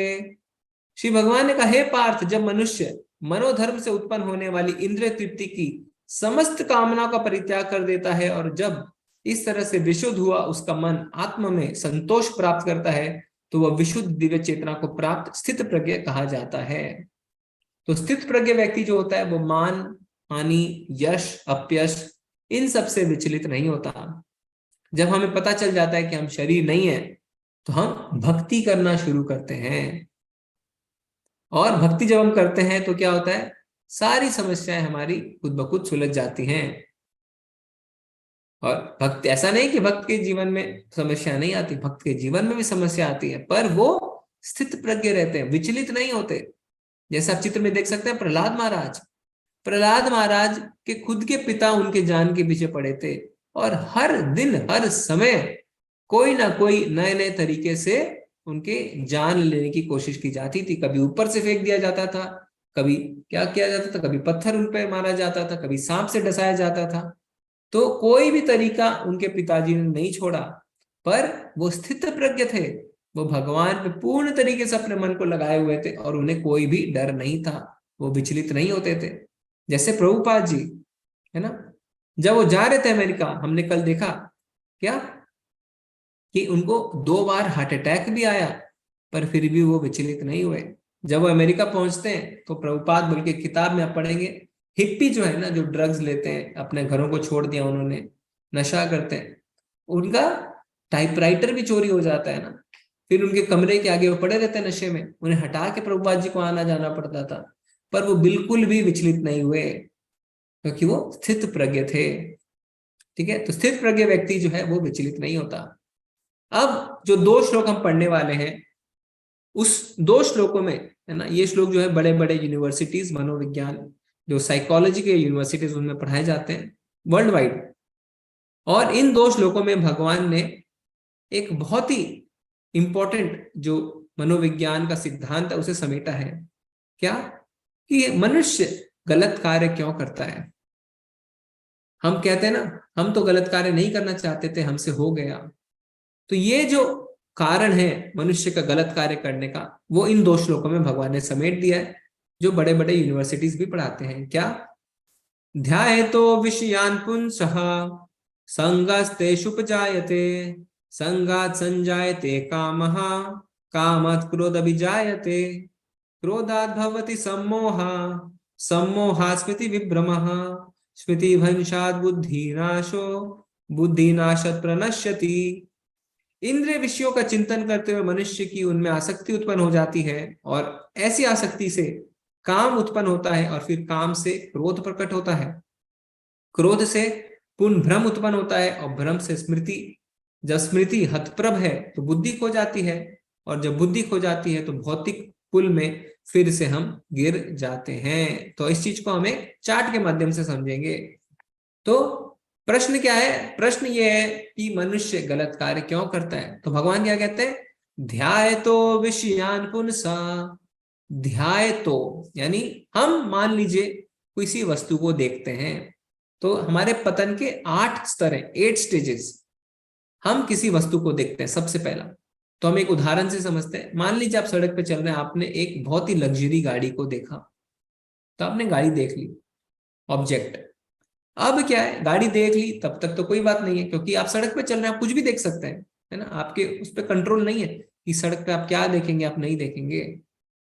पर जब आप उसके बारे में ध्याना यानी सोचना शुरू करते हैं, वहां समस्या आनी शुरू हो जाती है।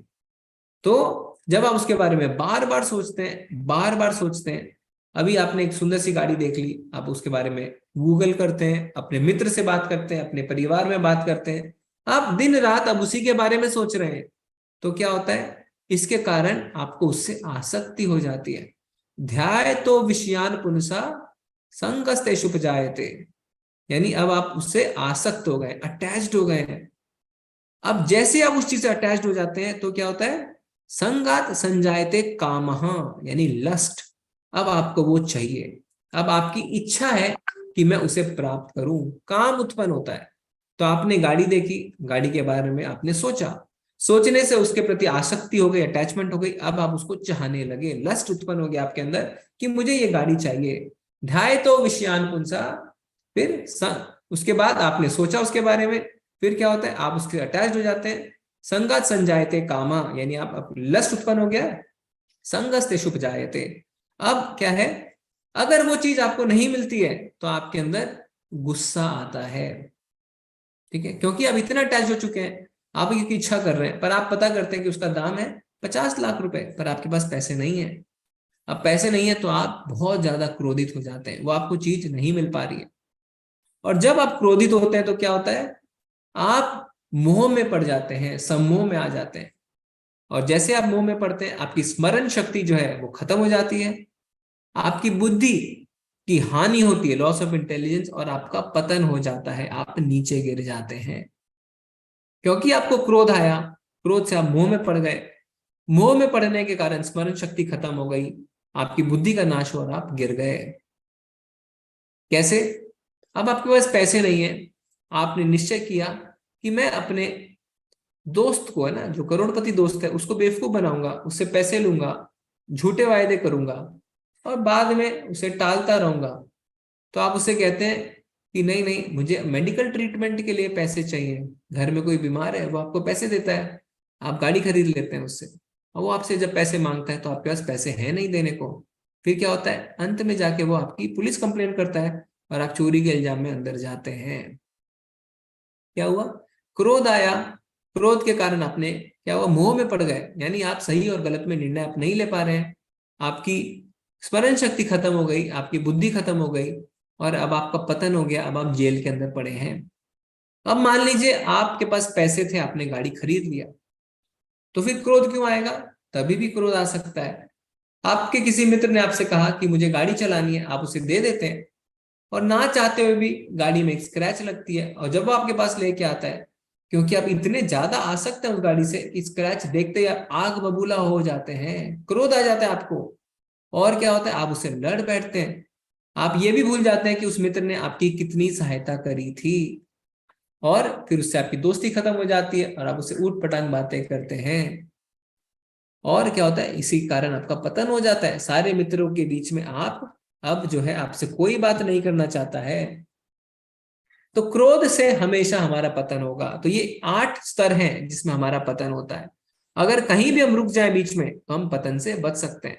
ठीक है, तो अगली बार जब हम कोई भी गलत कार्य कर चुके हैं या करने वाले, हमें ध्यान रखना है कि क्यों हम ऐसे गलत कार्य होता है। तो हम अगर किसी चीज को देख लें तो हमें उसके बारे में ज्यादा सोचना विचारना नहीं है, क्योंकि अगर हम ऐसा करेंगे तो हम उसे अटैच हो जाएंगे और हमारे अंदर इच्छा उत्पन्न होगी उसे पाने की, और अगर हम उसे नहीं पा पाएंगे तो क्रोध में आएंगे, और क्रोध आते ही आप समझ जाइए कि अब आपका पतन होने वाला है। ठीक है, तो इससे हमारा अध्याय खत्म होता है। हम अंत में सारांश देख लेते हैं। तो अर्जुन के 5 कारणों का भगवान ने कैसे खंडन किया। तो अर्जुन ने कहा था कि मुझे दया आ रही है, तो भगवान कहते हैं हम शरीर नहीं, हम आत्मा है, दया करनी है तो आत्मा पे करो। फिर अर्जुन कहते हैं कि कोई आनंद नहीं मिलने वाला मुझे, तो भगवान कहते हैं अगर जीतोगे तो साम्राज्य भोगोगे, मरोगे तो स्वर्ग की प्राप्ति होगी, आनंद ही आनंद है।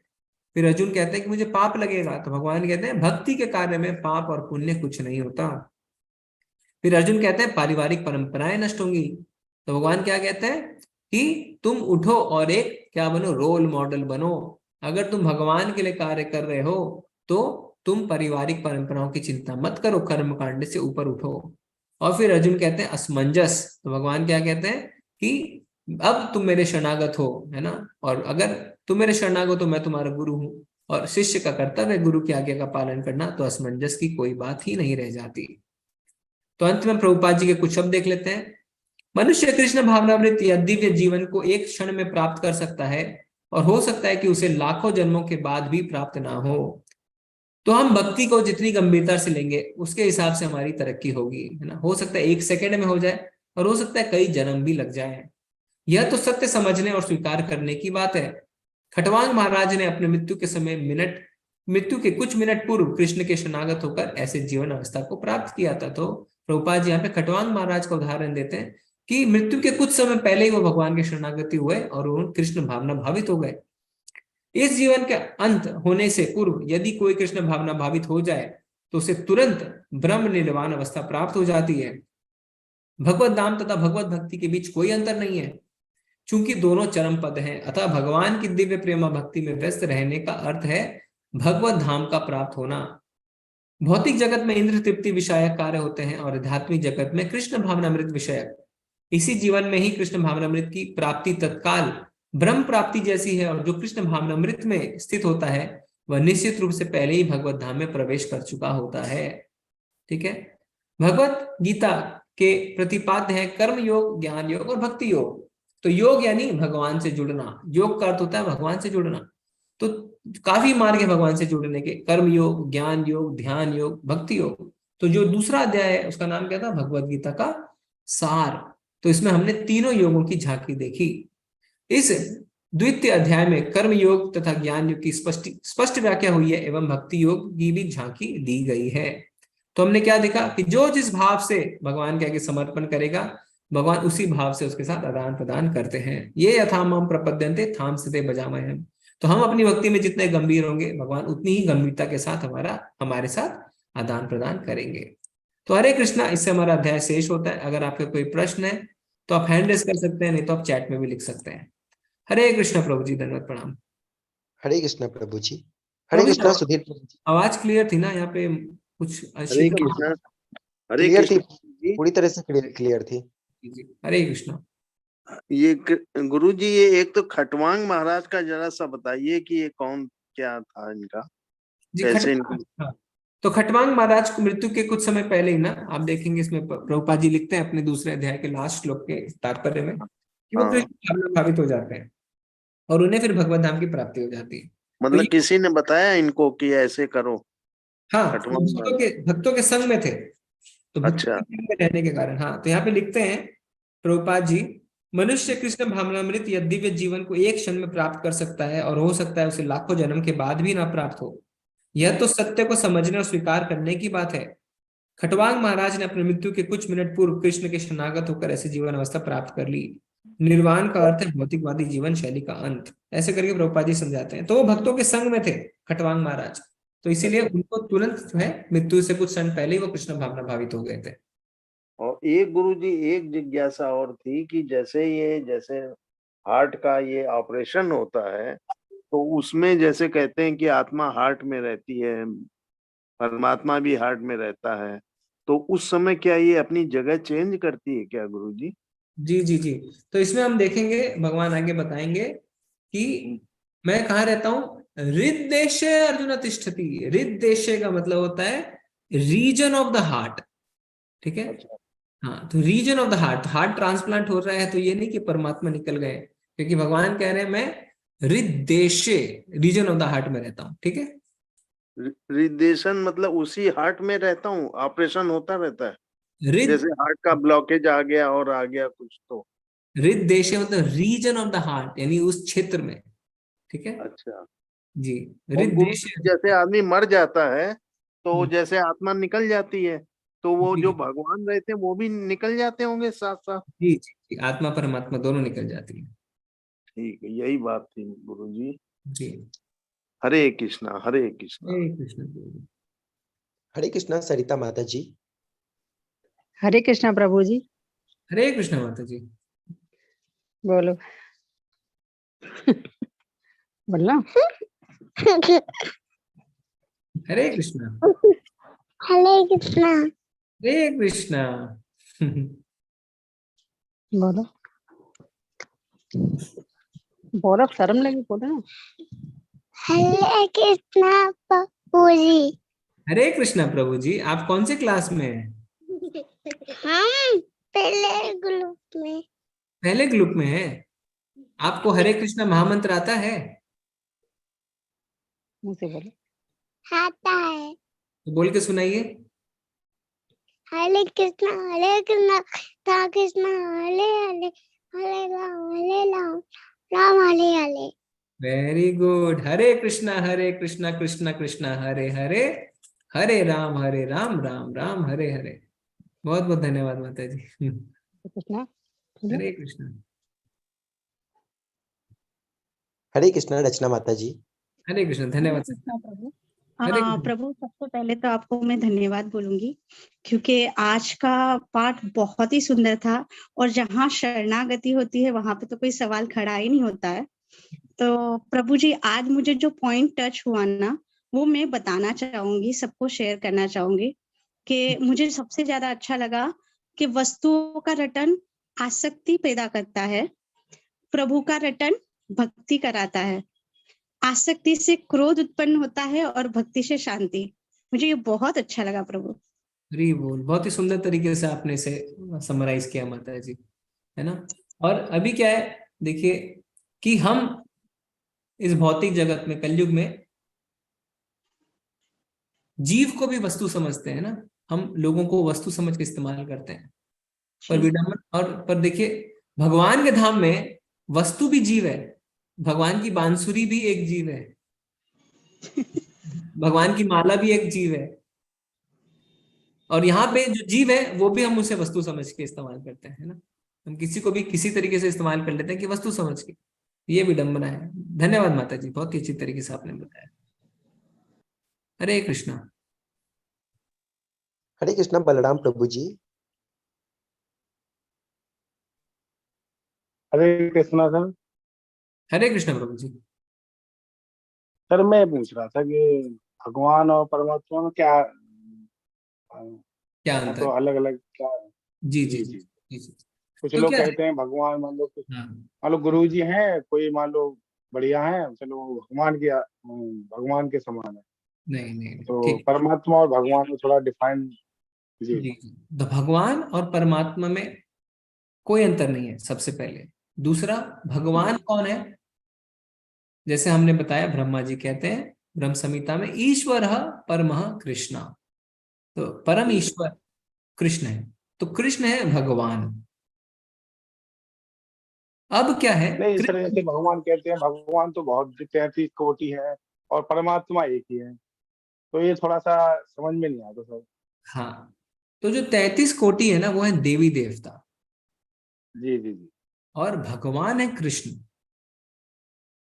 इसीलिए श्रीमद् भागवतम में व्यास देव जी कहते हैं, कृष्णस्तु भगवान स्वयं। हे कृष्ण, आप ही भगवान है और कोई भगवान नहीं है। और जो बाकी है वो है देवी देवता। ठीक है जी जी जी। अब क्या है, गुरु जी देवता अलग है, देवता अलग है, भगवान अलग है। और परमात्मा कौन है? भगवान श्री कृष्ण के 3 पुरुष अवतार हैं, महाविष्णु, गर्भोदक्षाई विष्णु और शिरोदक्षाई विष्णु। यानी विष्णु 3 होते हैं। महाविष्णु कौन है? महाविष्णु वो है जो सांस लेते हैं और सांस छोड़ते हैं तो असंख्य ब्रह्मांड उत्पन्न होते हैं और विनिष्ट होते हैं, वो है महाविष्णु। तो हम भी एक ब्रह्मांड में रहते हैं, वैसे असंख्य ब्रह्मांड उत्पन्न होते हैं और विनिष्ट होते हैं। अब क्या होता है, जो दूसरा पुरुष अवतार है वो है गर्भोदक्षाई विष्णु। तो जितने ब्रह्मांड उत्पन्न हुए ना, हर एक ब्रह्मांड में गर्भोदक्षाई विष्णु जाते हैं और उनकी नाभि से एक कमलनाल निकलती है, उस कमलनाल पे ब्रह्मा जी की उत्पत्ति होती है। और ब्रह्मा जी क्या करते हैं, फिर ब्रह्मा जी सृष्टि की रचना करते हैं। अब जब सृष्टि की रचना हो गई, जब जीव बन गए, तो अब क्या है, अब तीसरा जो पुरुष अवतार है वो है शिरोदक्षाई विष्णु। वो परमात्मा रूप में हर जीव के शरीर में प्रवेश करता है। तो जो हमारे अंदर परमात्मा है, चतुर्भुजी विष्णु, वो है शिरोदक्षाई विष्णु। तो वो है श्री कृष्ण के पुरुष अवतार। ठीक है, तो विष्णु और कृष्ण में कोई फर्क नहीं है, पर पूरी तरीके से अगर हम समझे, टेक्निकली अगर हम समझे, तो हमारे अंदर जो परमात्मा है वो है शिरोदक्षाई विष्णु, वो चतुर्भुज में है। ठीक है प्रभु जी? जी। हरे कृष्ण। हरे कृष्ण। हरे कृष्ण। हरे कृष्णा नमिता माता जी। हरे कृष्णा प्रभु जी। हरे कृष्ण। प्रभु जी, सबसे पहले तो आज का सेशन सच में बहुत नॉलेजेबल था। प्रभु जी, मेरा क्वेश्चन ये है कि आपने बोला कि हमें शरणागति जो करनी चाहिए इस युग में, वो है गुरु शास्त्र। तो मुझे गुरु और साधु दोनों में डिफरेंस थोड़ा जानना था प्रभु जी। जी जी जी। तो शरणागति लेनी है गुरु, साधु और शास्त्र। तो गुरु का आश्रय लेना है ना। तो गुरु कौन होता है? जो हमें दीक्षा देते हैं, वो हमारे गुरु हैं। साधु यानी भक्त, भक्तों का संग। तो जैसे अभी आप सब हैं, आप सब साधु हैं जो भक्ति योग में आगे बढ़ते हैं, भगवान की भक्ति करते हैं, भक्ति का अभ्यास करते हैं, वो है भक्त। जो भगवान, जब आप मंदिर जाते हैं तो जितने लोग भगवान की आरती में अटेंड हो रहे हैं, जितने लोग भगवान की सेवा कर रहे हैं, वो सारे हैं भक्त। तो उन्हें कहते हैं साधु। यानी भक्त, तो भक्तों का संग, तो हमें गुरु का आश्रय लेना है, भक्तों का संग लेना है, क्योंकि जब हम भक्तों के संग रहते हैं तो हमारे अंदर भगवान के प्रति भक्ति उत्पन्न होती है और वो हमारी काफी समस्याओं का समाधान भी करते हैं। और लास्ट में शास्त्र यानी शास्त्रों का अध्ययन करना है। तो गुरु और साधु में ये फर्क है। गुरु यानी हमारे जो गुरु है, जो स्पिरिचुअल मास्टर जिसे कहते हैं, और साधु यानी भक्त। ठीक है माता जी? थैंक यू सो मच प्रभु जी। हरे कृष्ण। हरे कृष्ण। हरे कृष्णा गोगी प्रभु जी। हरे कृष्णा प्रभु जी। हरे कृष्ण माता जी। प्रभु जी, आपको बड़ा विस्तार से एक्सप्लेन करते हैं। आपको वैसे मेरा एक जनरल क्वेश्चन था कि आपने इतना वाइड नॉलेज कैसे गेन की, मतलब ये माता जी से कोई प्रेजेंटेशन हमें मंदिर से मिलती है, हम इसको बताते हैं, और प्रभुपाद जी के तात्पर्य में सब कुछ लिखा हुआ है। तो अगर आप Bhagavad Gita as it is ना, मैं आपको दिखाता हूँ, आपको दिख रही है ये? हाँ हाँ जी, हाँ जी, हाँ जी। ये प्रभुपाद जी की लिखी हुई किताब है ना, भगवत गीता एज इट। तो इसके में प्रभुपाद जी ने हर एक श्लोक को ऐसे समझाया है पूरे विस्तार से। तो उसी को पढ़ के ही है ना, वो उसी में सब कुछ लिखा हुआ, हम अपने मन से कुछ भी नहीं बताते, जो प्रभुपाद जी ने लिखा है बस उसी को बताते हैं। नहीं, जो एग्जांपल्स आप देते हो वो भी सारी प्रभुपाद जी ने सारे एग्जाम्पल दे रखे हैं तात्पर्य में माता जी। इसीलिए भगवत गीता जो है सबसे ज्यादा पढ़ी जाने वाली भगवत गीता पूरे विश्व में, क्योंकि प्रभुपाद जी ने आधुनिक उदाहरण के साथ समझाया है जिससे हमें ढंग से समझ में आए। ओके, ठीक है, ठीक है, थैंक। हरे कृष्णा। प्रभु जी मैं एक बार चैट से ले लूं थोड़े से। जी प्रभु जी। Okay okay. भगवान की शरणागति कैसे ग्रहण करनी है मोनिका माता जी, वो हमने चर्चा करी गुरु, साधु और शास्त्र की शरणागति से। ठीक है, ओके। मुझे हर वक्त मौत का डर लगता है गुरुदेव। अच्छा, मुझे हार्ट में दिक्कत होती है, मुझे मौत का डर मेरे दिमाग में रहता है रोज, क्या कर सकता हूँ? ठीक है, तो एक प्रभु जी पूछ रहे हैं कि मुझे मौत का डर बना रहता है, मैं क्या करूं, क्योंकि उन्हें हार्ट की तकलीफ है। तो मौत का डर किसे होता है? जो अपने आप को शरीर सोचता है। जैसे कोई पूछता है ना आपकी आयु क्या है, तो कहते हैं आई एम 30 years old, कोई कहता है आई एम 50 years old, कोई कहता है आई एम 5 years old, है सारे ओल्ड। कोई 5 साल है ना अपने मृत्यु के नजदीक है, कोई 30 साल अपने मृत्यु के नजदीक पहुंच चुका है, कोई 70 साल अपने मृत्यु के नजदीक पहुंच। मरना तो सबको है ना, और हर पल हम मर रहे हैं।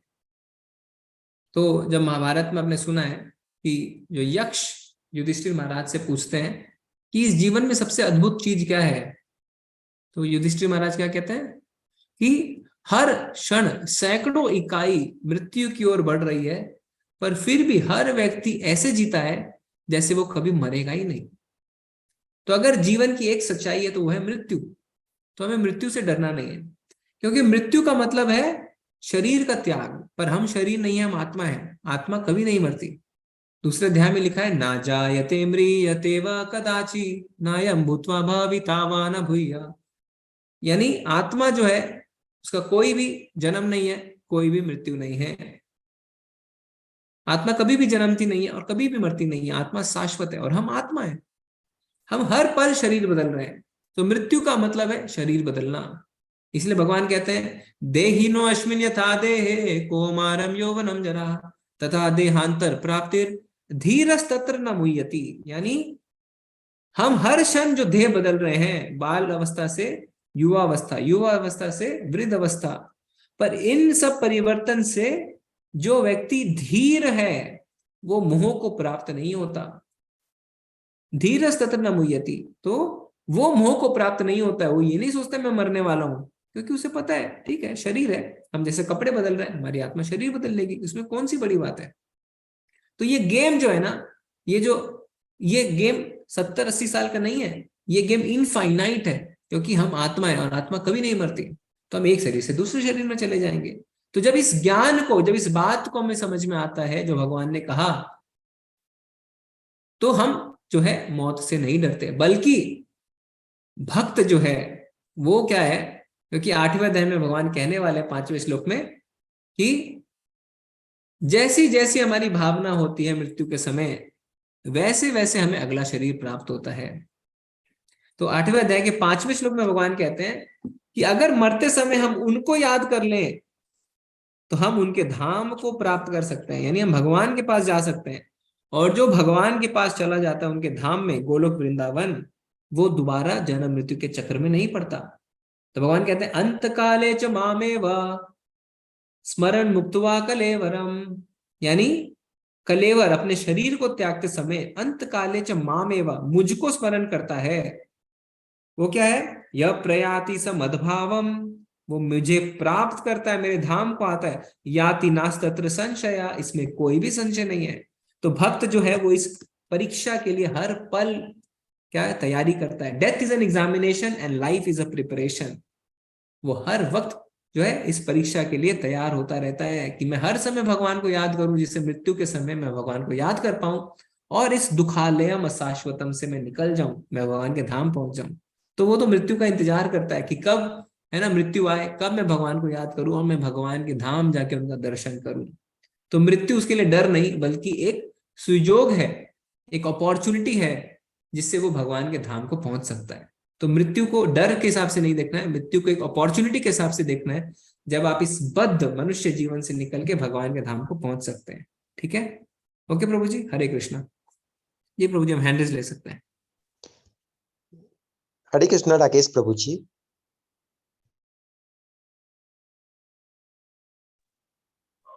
हरे कृष्णा प्रभु जी। हरे कृष्णा, दंडवत प्रणाम प्रभु जी, हरे कृष्णा। प्रभु जी दंडवत प्रणाम, मेरा स्वीकार करा करिए। और ऐसा नहीं है, अगर बेटा इंस्पेक्टर बन जाता है तो बाप हवलदार ही रहता है, तो बेटा सीनियर है। नहीं तो आप ऊंचे उससे हो, तो हमारा दंडवत प्रणाम स्वीकार करिए। धृष्टता के लिए आपसे क्षमा चाहते हैं। मैं ये पूछा था प्रभु जी, थोड़ा मेरा प्रश्न इससे हटके है। ये जो आज वो क्विज के लिए आपने जो भेजा था जी, तो प्रभु जी वो क्विज के लिए क्या उसी वक्त आंसर देना जरूरी? क्योंकि मैंने शाम को देखा तो फिर वो उसके ऊपर कुछ मिल ही नहीं रहा था। उसका क्या प्रोसीजर है प्रभु जी? नहीं, आप उसको जरूरी नहीं है उसी समय देना है, आप उसको शाम तक भी दे सकते हैं, अगले दिन भी दे सकते हैं। इन 18 दिनों के अंदर में आपको 18 दे के क्विज खत्म करने हैं। 18 दिन के बाद भी आपको 2-3 दिन मिलेंगे, तो आप उसको स्क्रॉल करिए, ऊपर आपको मिल जाएगा। वो मैसेज वहीं रहता है, वो मैसेज जाता नहीं है। 7 दिनों तक मैसेज वैसे का वैसे रहता है। 7 दिन के बाद फिर मैसेज डिलीट होने शुरू हो जाता है। नहीं प्रभु जी, आज जब हमने खोल के उसमें लास्ट में आए अकाउंट के बाद उसमें गए तो वो बताया देयर इज क्या there is no quiz no question, ऐसा आ रहा था प्रभु जी। नहीं, वो स्क्रीनशॉट एक बार भेजिए आप इनको, सुमित प्रभु जी को, है ना, स्क्रीनशॉट भेजिए, वो गाइड करेंगे। ठीक है, ऐसे बताना मुश्किल हो जाएगा प्रभु जी। ठीक है प्रभु जी, हरे कृष्णा प्रभु जी। धन्यवाद। हरे कृष्णा रौनक प्रभु जी। रौनक प्रभु जी का तो हमने प्रश्न लिया, उनके और भी कोई प्रश्न है क्या? हरे कृष्णा रौनक प्रभु जी। रौनक प्रभु जी ने पूछा था वो प्रश्न, तो उनका हमने ले लिया प्रभु जी। ओके, हरे कृष्णा पूर्वी माता जी।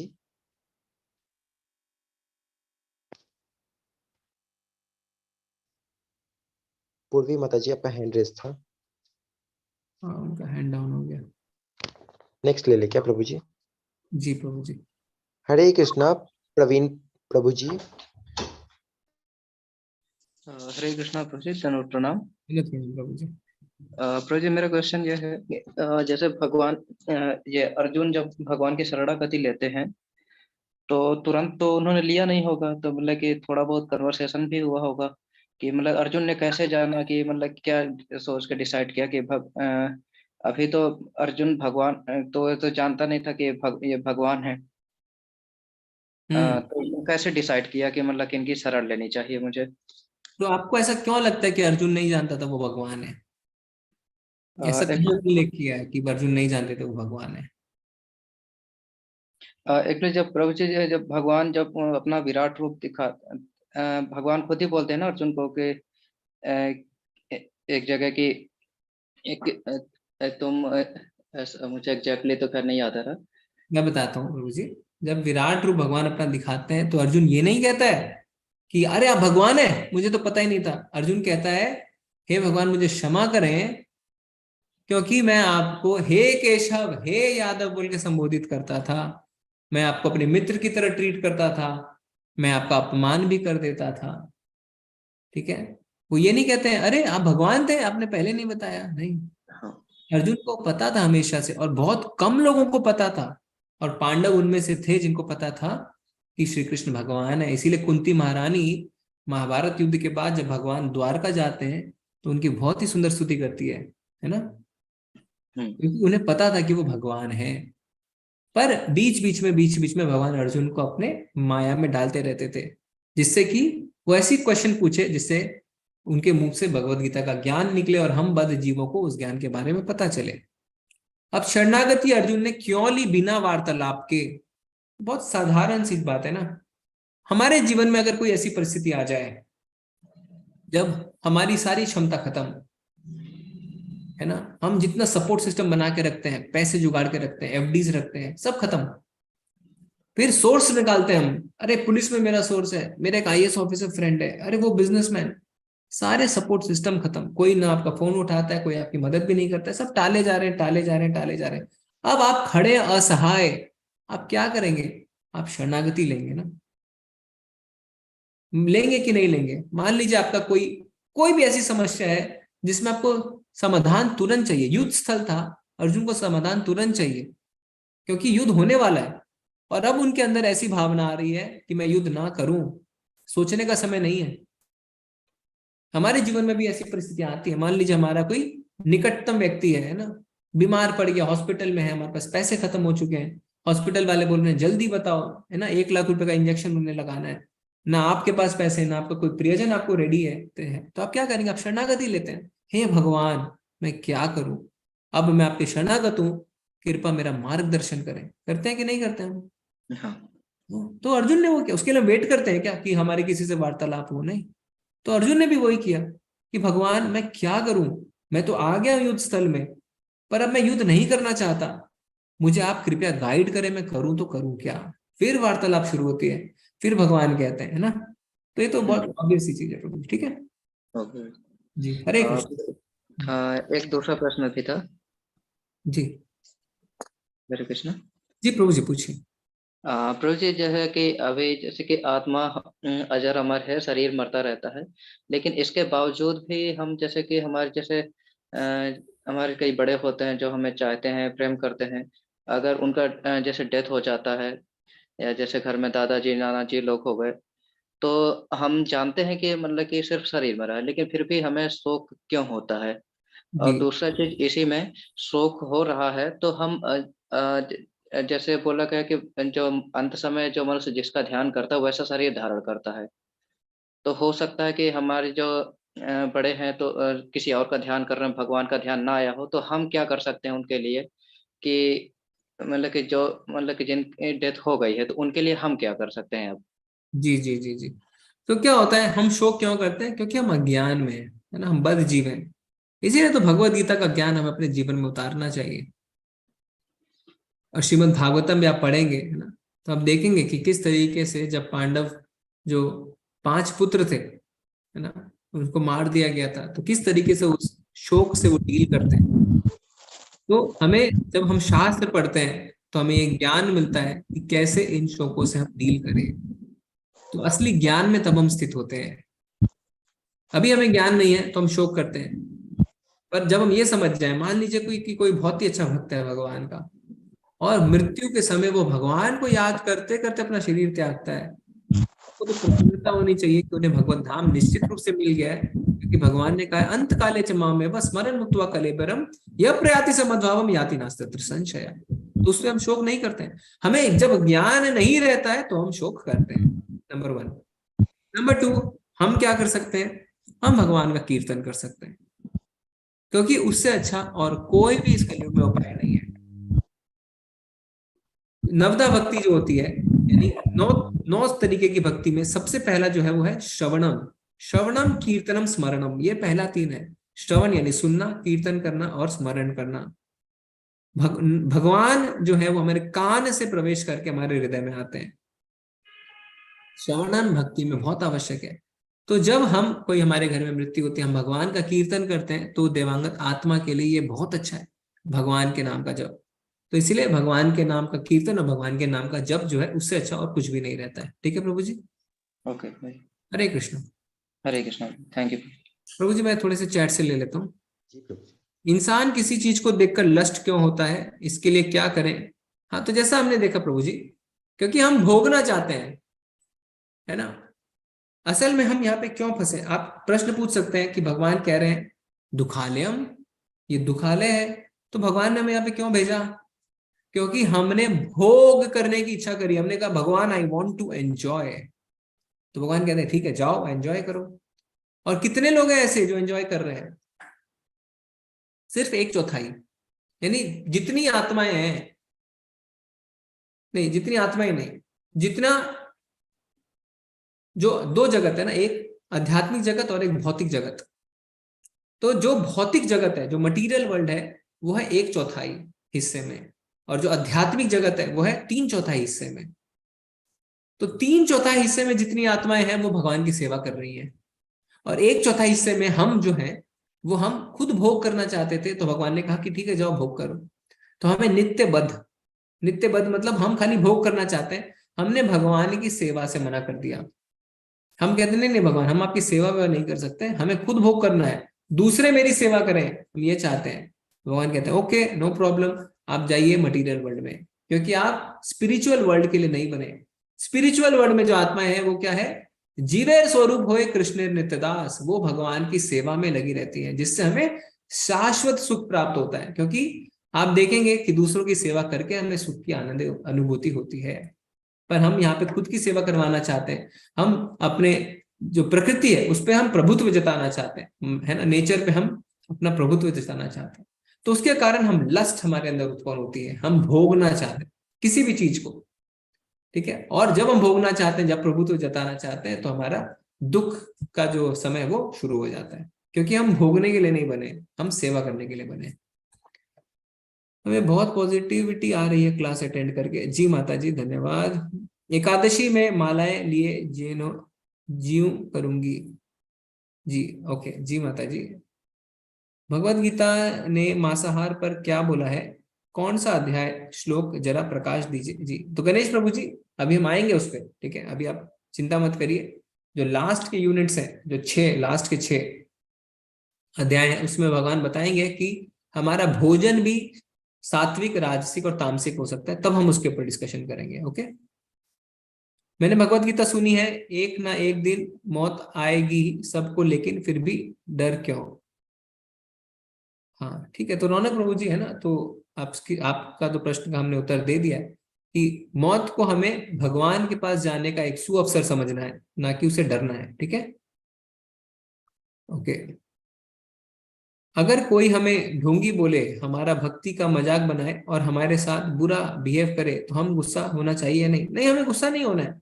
हमें क्यों गुस्सा होना है? उससे बोलने दीजिए जो बोलता है। भक्त क्या है? तुनादपि सुनी चेना तरोरपि सहिष्णुना, यानी एक सड़क पे पड़े हुए तिनके से भी ज्यादा विनम्र होता है और पेड़ से भी ज्यादा सहनशील होता है। और ये चैतन्य महाप्रभु ने बताया है ना, अपनी शिक्षाष्टकम में। तो हमें वैसे अपने अंदर वैष्णव गुण उत्पन्न कर रहे हैं, ठीक है। गणेश प्रभु, आप एक ही प्रश्न को आपने बहुत बार लिखा है, मनवंतर और कल्प के बारे में बताएं। प्रियंका माता जी, मनवंतर और कल्प की हम चर्चा आने वाले अध्यायों में करेंगे और पूरे डिटेल में करेंगे, ठीक है। यूट्यूब लिंक जो है श्वेता माता जी, वो व्हाट्सएप ग्रुप में आपके पास आ जाएगा। कल की अवतार जो आएंगे कलयुग में, वो कितने कालों से परिपूर्ण होंगे, कितनी कलाओं से परिपूर्ण होंगे, है ना। तो कल की अवतार का मतलब क्या होता है कि भगवान खुद आएंगे, और भगवान सारी कलाओं से परिपूर्ण होते हैं। भगवान श्री कृष्ण के अंदर 64 कलाएं होती है, ठीक है। प्रभु जी ने अच्छा भगवत गीता खरीदने का लिंक डाला है, मुझे पढ़ाई करने में मन नहीं लगता है। ओके, प्रभु जी कह रहे हैं, तो प्रभु जी पढ़ाई तो हमें करनी पड़ेगी ना। शास्त्र कहते हैं विद्या और अविद्या दोनों ग्रहण करनी है। विद्या यानी शास्त्र का ज्ञान, अविद्या यानी भौतिक ज्ञान, क्योंकि अविद्या के माध्यम से ही आप जीविकोपार्जन कर पाएंगे ना, नहीं तो आप जीविकोपार्जन कैसे करेंगे? तो पढ़ना तो पड़ेगा प्रभु जी। साथ साथ में आप भगवान की मालाएं और भक्ति भी कर सकते हैं। प्रमाणिक गुरु का अर्थ बताइए। प्रमाणिक गुरु का अर्थ हम देखेंगे आने वाले अध्यायों में कि किस तरीके से 4 प्रमाणिक संप्रदाय हैं, और जो गुरु इन संप्रदाय में आते हैं उन्हें प्रमाणिक गुरु कहते हैं, ठीक है। वो हम कौन से 4 संप्रदाय हैं हम आगे देखेंगे। मुझे पढ़ाई करने में मन नहीं लगता है, ठीक है प्रभु जी, वो हमने बताया आपको। ओके ओके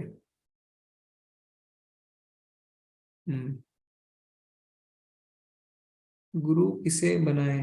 ठीक है, गुरु का हमने बता दिया ना, अभी हम जब संप्रदाय देखेंगे तब हम बात करेंगे गुरु की। ओके, भगवान जी अर्जुन को युद्ध के लिए इतना प्रेरित क्यों किया? क्या युद्ध टाला नहीं जा सकता था? क्या यह युद्ध केवल धन और राज्य की लालसा के लिए नहीं था? नहीं प्रभु जी, आपने कल का अध्याय शायद अटेंड नहीं किया।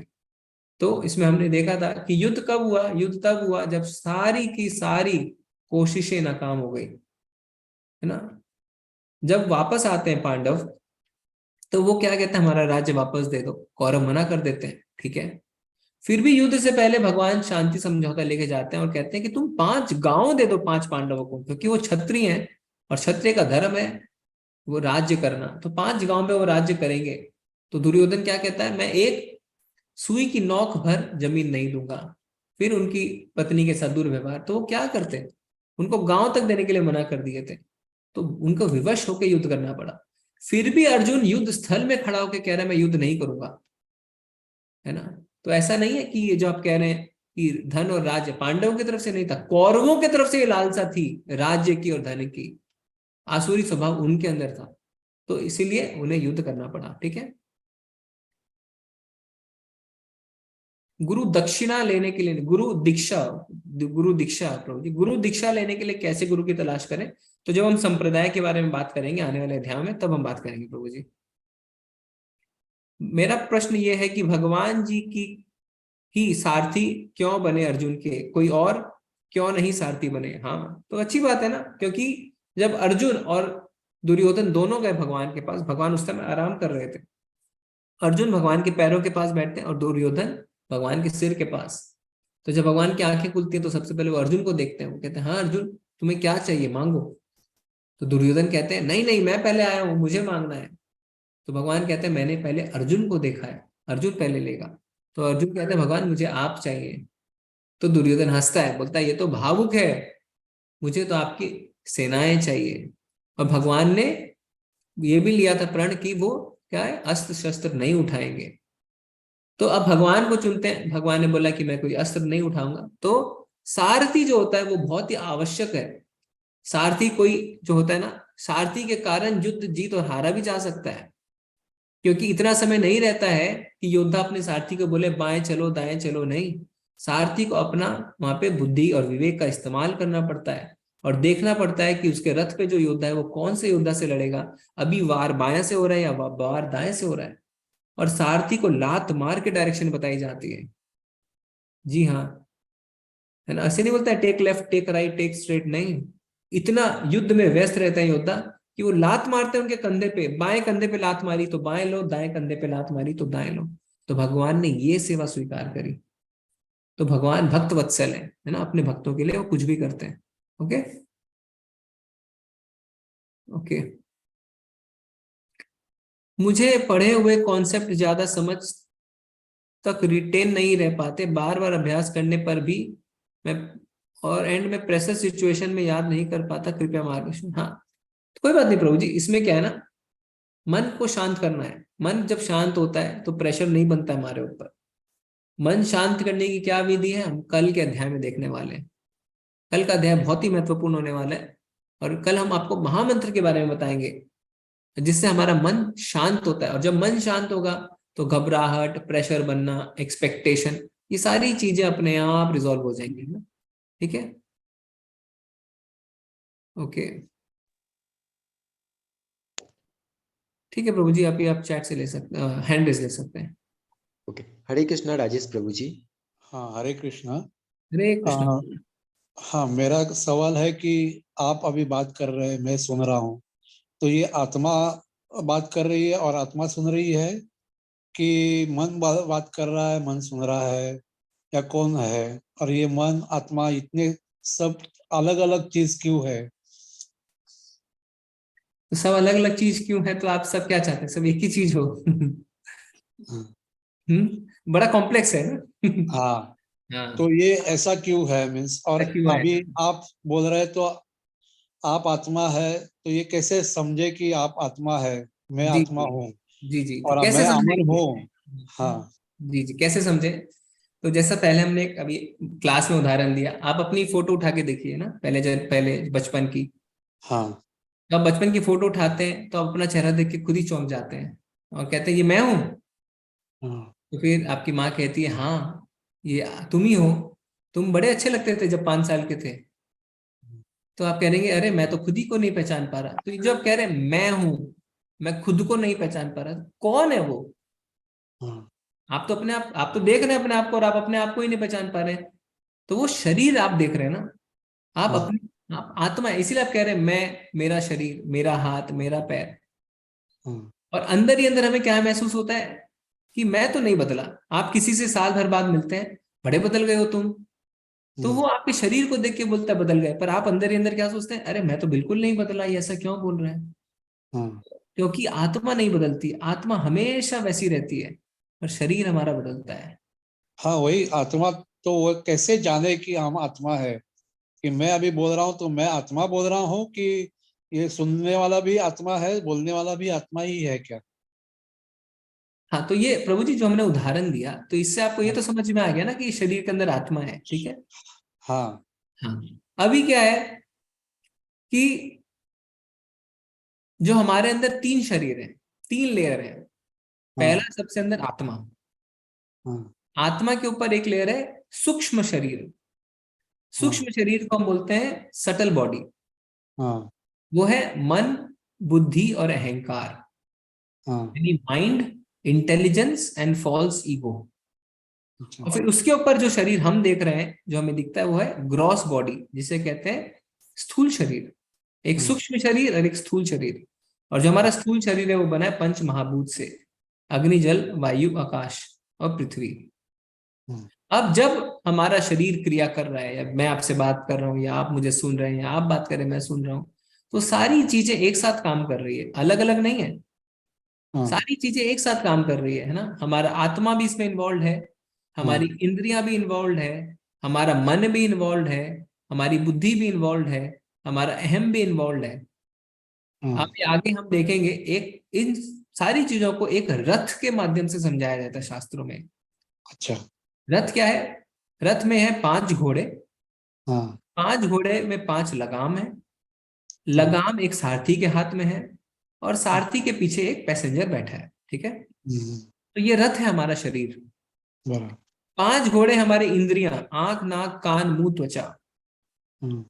और ये इधर उधर भागने को तैयार है ना। हम अच्छी अच्छी चीजें देखना चाहते हैं, अच्छी अच्छी चीजें खाना चाहते हैं, अच्छी अच्छी चीजें सुनना चाहते हैं। 5 इंद्रियां दौड़ रही हैं अलग अलग दिशाओं में। उनका लगाम है, किसके हाथ में है? उनका लगाम है बुद्धि के हाथ में। और वो लगाम क्या है? वो लगाम है मन, यानी वो रस्सी रूपी लगाम है मन। यानी मन से हम अपनी इंद्रियों को वश में कर सकते हैं। जैसे आपका व्रत है किसी दिन और आप गुलाब जामुन को देखते हैं, तो आपका मन क्या कहता है? नहीं नहीं, गुलाब जामुन नहीं खाना, आज व्रत है। फिर आपका मन होता है चलो चलो खा लेता हूँ। फिर आपकी बुद्धि बोलती है, क्योंकि वो लगाम बुद्धि के हाथ में है, कि नहीं आज व्रत है। तो इंद्रियों पे मन काबू पाता है, मन पे बुद्धि काबू पाती है। और ये सारी चीजें जो मिल के हमारी आत्मा को इम्पैक्ट करती हैं, जो पैसेंजर रूप में पीछे बैठा है। हाँ अगर आप खा लेते हैं गुलाब जामुन, आपने व्रत तोड़ दिया। व्रत तोड़ दिया तो उसके एक फल होता है ना, कर्म का फल होता है। वो फल किसे भुगतना पड़ेगा? आत्मा को। बराबर अभी आपको गाड़ी चाहिए, आपने चोरी कर ली, फल किसको भुगतना पड़ेगा? आत्मा को।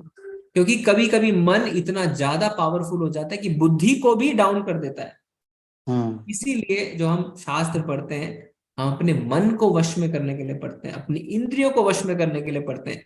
जब मन और इंद्रियां वश में आ जाती हैं, तब हमारे कार्य जो है वो अच्छे होने लगते हैं। ठीक है प्रभु जी, तो ये हम आगे पढ़ेंगे, थोड़ा पेशेंस रखना है। बहुत बहुत बढ़िया, धन्यवाद प्रभु जी। प्रभु जी, तो बहुत हम सब कुछ देखेंगे। 18 अध्याय में भगवान ने हमें सब कुछ बता दिया है। भगवत गीता लाइफ की मैनुअल है ना। एक फ्रिज खरीदते हैं, एसी खरीदते हैं, मैनुअल आता है, पढ़ते हैं अच्छे से क्या करना है नहीं करना है, पर लाइफ कैसे जीनी है कोई नहीं बताता है। स्कूल में पैसे कमाना हम सीखते हैं, पैसे कैसे कमाया जाए, पर लाइफ कैसे जीनी है कोई नहीं बताता है, वो भगवत गीता में बताती है। ठीक है। यस। हरे कृष्ण, हरे कृष्ण, हरे कृष्ण, हरे कृष्ण। हरे कृष्णा। हरि मोहन गुप्ता प्रभु जी।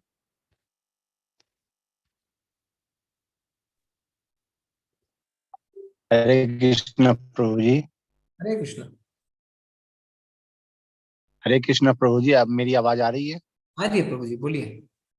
हाँ, मैं ये कह रहा था कि मैं काफी समय से डिप्रेशन में था, हूँ भी। और मुझे गीता पढ़ने के बाद काफी कुछ समझ में आया, लेकिन जितनी समझ में आनी चाहिए जिससे मेरा जीवन बदल सके वो नहीं हुआ। इस वजह से मैंने इनका आपका ये चयन किया। लेकिन मैं ये जानना चाहता हूँ कि वो कौन गुरु है जो मेरा जीवन बदल सके। जी जी जी प्रभु जी, आपने इस्कॉन की भगवत गीता की क्लासेस करी हैं? हाँ जी। करी है पहले? नहीं, अभी पहली पहली बार कर रहा हूँ। हाँ तो थोड़ा सा आप 18 दिन सब्र रखिए। 18 दिन है ना, अभी हमारा दूसरा दिन हुआ है। तो इसमें अच्छा। फर्क क्या पड़ता है कि जैसे अगर आपको घर में पेंट करवाना है तो आप किसके पास जी, जाते हैं? पेंटर के पास जाते हैं ना। बिल्कुल। कारपेंटर के पास तो नहीं जाते हैं। नहीं। जब भगवत गीता समझनी है तो भक्तों की लिखी हुई टीकाओं से समझनी है, मनोधर्मियों की अच्छा। नहीं। अभी अच्छा। 800 से ज्यादा टीकाएं मार्केट में है। कोई कहता है भगवान श्री कृष्ण का मतलब मन, पांडवों का मतलब हमारी 5 इंद्रियां, कुरुक्षेत्र का मतलब हमारा शरीर। कुछ भी लिख रहे हैं, कुछ भी लिख रहे हैं। वो भगवान कृष्ण को ही निकाल देते हैं भगवत गीता से, हाँ जी। भक्ति को ही निकाल देते हैं और भगवत गीता समझाने की कोशिश करते हैं। फिर हमें लगता है अरे हमारे जीवन में तो परिवर्तन ही नहीं आया। अरे हमने एक कारपेंटर को बुलवा के अगर घर में पेंटिंग करवाई तो पेंटिंग अच्छी थोड़ी होने वाली है ना। तो हमें सही बात। भक्तों की लिखी हुई टीका से भगवत गीता पढ़ेंगे तब भगवत गीता समझ में आएगी। तो आज दूसरा अध्याय है, आपसे निवेदन है आप 18 दिनों तक बने रहिए। हर एक हाँ, तो दिन जो हर मैं एक अध्याय के बाद, हाँ आप बीच बीच में भी प्रश्न पूछिए, 18 दिन के बाद भी आप प्रश्न पूछिएगा। पर एक आपसे रिक्वेस्ट है कि पूरे ओपन माइंड के साथ ये कोर्स करिए और जैसा जैसा शास्त्र में लिखा है, जैसा जैसा प्रभुपाद जी बताते हैं वैसा वैसा करेंगे, तब आप बताएंगे कि आपको फर्क लग रहा है कि नहीं लग रहा है। ठीक है? हाँ, क्योंकि मैं अभी गीता प्रेस का जी भगवत गीता का अध्ययन कर रहा हूँ, ये करीब 1-2 महीने से। लेकिन जितनी मुझे समझ आनी चाहिए वो बिल्कुल नहीं आ रही है। कोई बात तो नहीं प्रभु, इसी वजह से मैंने ये कोर्स शुरू किया है अभी कोई कि बात ताकि नहीं। मुझे एक एक गुरु के बिना, तो कहते हैं ना कि चाहे जितना पढ़ लो समझ में नहीं आता। जी इसी वजह से मैंने किया है। और तो सुमित प्रभु ने, गुरु की हाँ, पहचान भी मुझे जाननी है कि गुरु की पहचान क्या है। जी जी हम सब डिस्कस करेंगे प्रभु जी। एक साथ हम सब डिस्कस नहीं कर सकते ना, क्योंकि सब अलग अलग प्लेटफॉर्म पे हैं, सब हाँ, कंफ्यूज। बिल्कुल। और सुमित प्रभु ने पहले दिन पूरी भगवत गीता प्रभुपाद जी की पूरी भगवत गीता पीडीएफ डाल दी थी है ना। हम रोज पीपीटी भी जो है वो भी डाल देते हैं, ऑडियो भी, सब कुछ डाल देते हैं। ऐसा कुछ भी नहीं है जो हम रखते हैं, सारे भक्तों के लिए है। आप उसको इस्तेमाल करिए, पढ़िए। तो वो पीडीएफ जो है जो प्रभुपाद जी की लिखी हुई है वो भी उन्होंने व्हाट्सएप ग्रुप में डाल दी थी। उससे भी अध्ययन धीरे धीरे हम शुरू करेंगे। ओके, ठीक हरे है। कृष्ण। हरे कृष्ण प्रभु जी, हरे कृष्ण। हरे कृष्ण संजय प्रभु जी।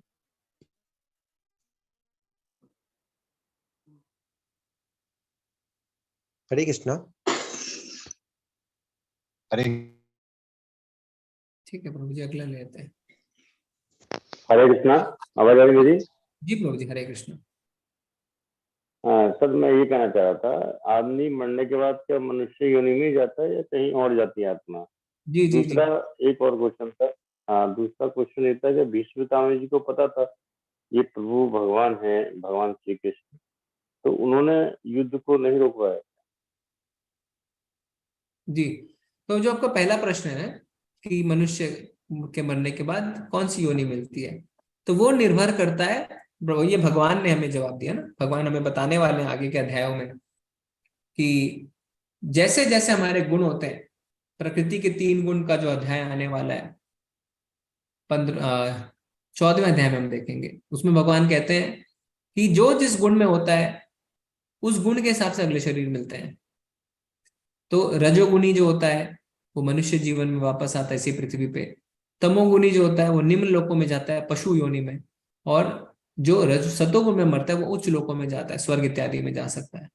तो मृत्यु के समय हमारे भाव और हमारे कर्म, उनके फल, इन दोनों पे निर्भर करता है कि हमें कौन सी योनि मिलेगी। ठीक है प्रभु जी, तो इसका हम विस्तार में चर्चा करेंगे आगे। ठीक है। हरे कृष्ण। हरे कृष्ण। श्री राम प्रभु जी। जय जय श्री राम।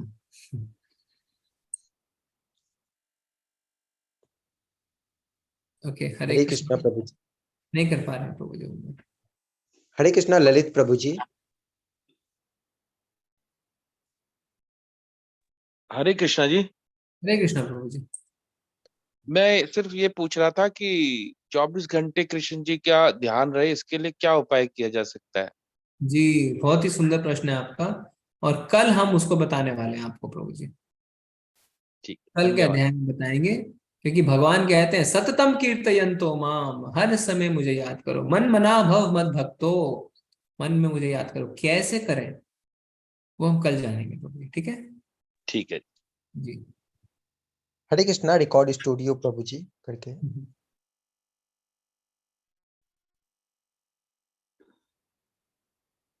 प्रभु जी अनम्यूट कीजिए। नहीं कर पा रहे हैं प्रभु जी। ओके। हरे कृष्णा नीति कौर माता जी। हरे कृष्णा प्रभु जी। हरे कृष्णा माता जी। प्रभु जी मेरा एक सवाल था। प्रभु जी मैंने अपने घर में युगल जोड़ी को मैंने स्थापित करा था। जी हेलो। जी जी तो बोलिए। तो प्रभु जी मतलब किसी कारणवश से मैं उनकी प्राण प्रतिष्ठा नहीं कर पाई।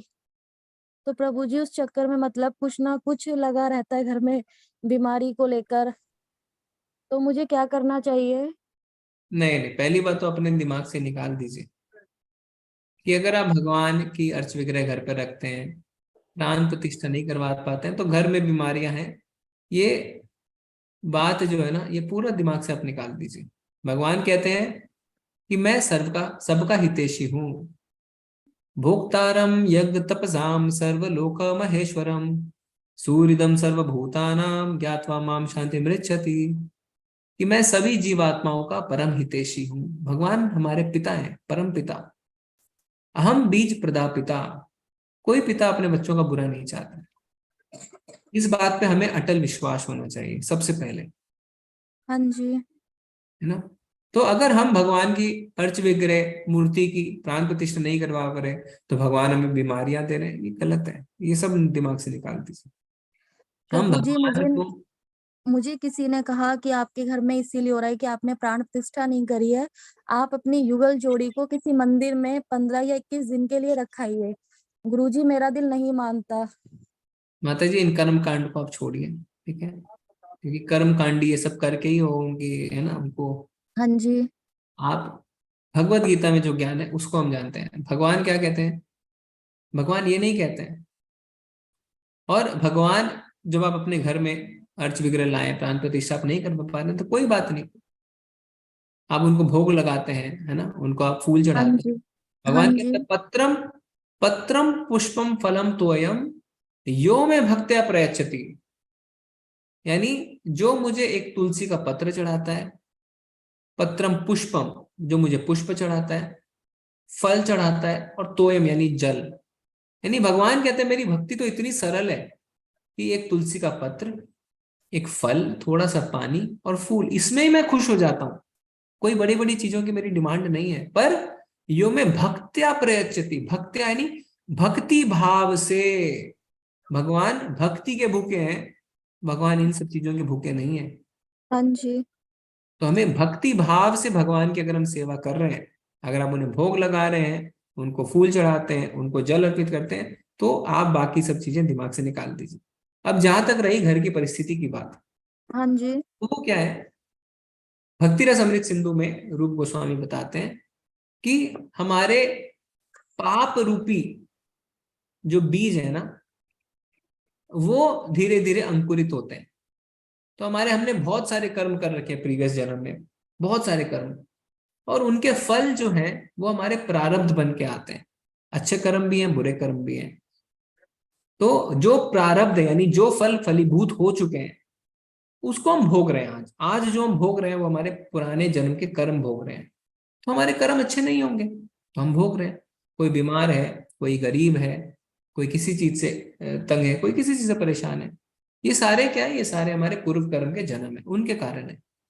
तो कुछ गुरुजी एक बात बताइए, ये हमारे कर्म है तो ये हमें भोगने चाहिए, तो ये हमारे बच्चे क्यों? नहीं, तो बच्चों के अलग कर्म है। ये गलत बात है ना, क्योंकि अगर किसी का बच्चा अपंग पैदा होता है तो आप बोलेंगे बच्चे का क्या दोष है। हमने पूरी पिक्चर नहीं देखी ना। अभी कोई व्यक्ति आके किसी को फिल्म में मार रहा है, आप देखते हैं, आप कहते हैं ये तो बड़ा गलत हो रहा है, ये क्यों मार रहा है इसे। फिर बगल वाला आपको बताता है नहीं नहीं ये तो हीरो है, इसके परिवार को उसने मारा था। तो आप कहते हैं हाँ और मारो उसको, क्योंकि आपने पूरी पिक्चर नहीं देखी। पिछले जन्म में हमने क्या कर्म किए, उसके पिछले जन्म में हमने क्या कर्म किए, किसी ने नहीं देखा। धृतराष्ट्र भगवान से पूछते हैं भगवान मेरे 100 पुत्रों को क्यों मारा गया। तो भगवान क्या बताते हैं, 50 जन्म पहले तुमने एक पक्षी के 100 अंडे, है ना, 100 अंडे तोड़े थे, हाँ जी। इसीलिए। तो बोलते हैं कि 50 जन्म पहले का भी मुझे क्यों मिल रहा है। बोले क्योंकि पुत्र पैदा करने के लिए भी पुण्य चाहिए, तो 50 जन्मों तक तुम पुण्य एकत्रित कर रहे थे।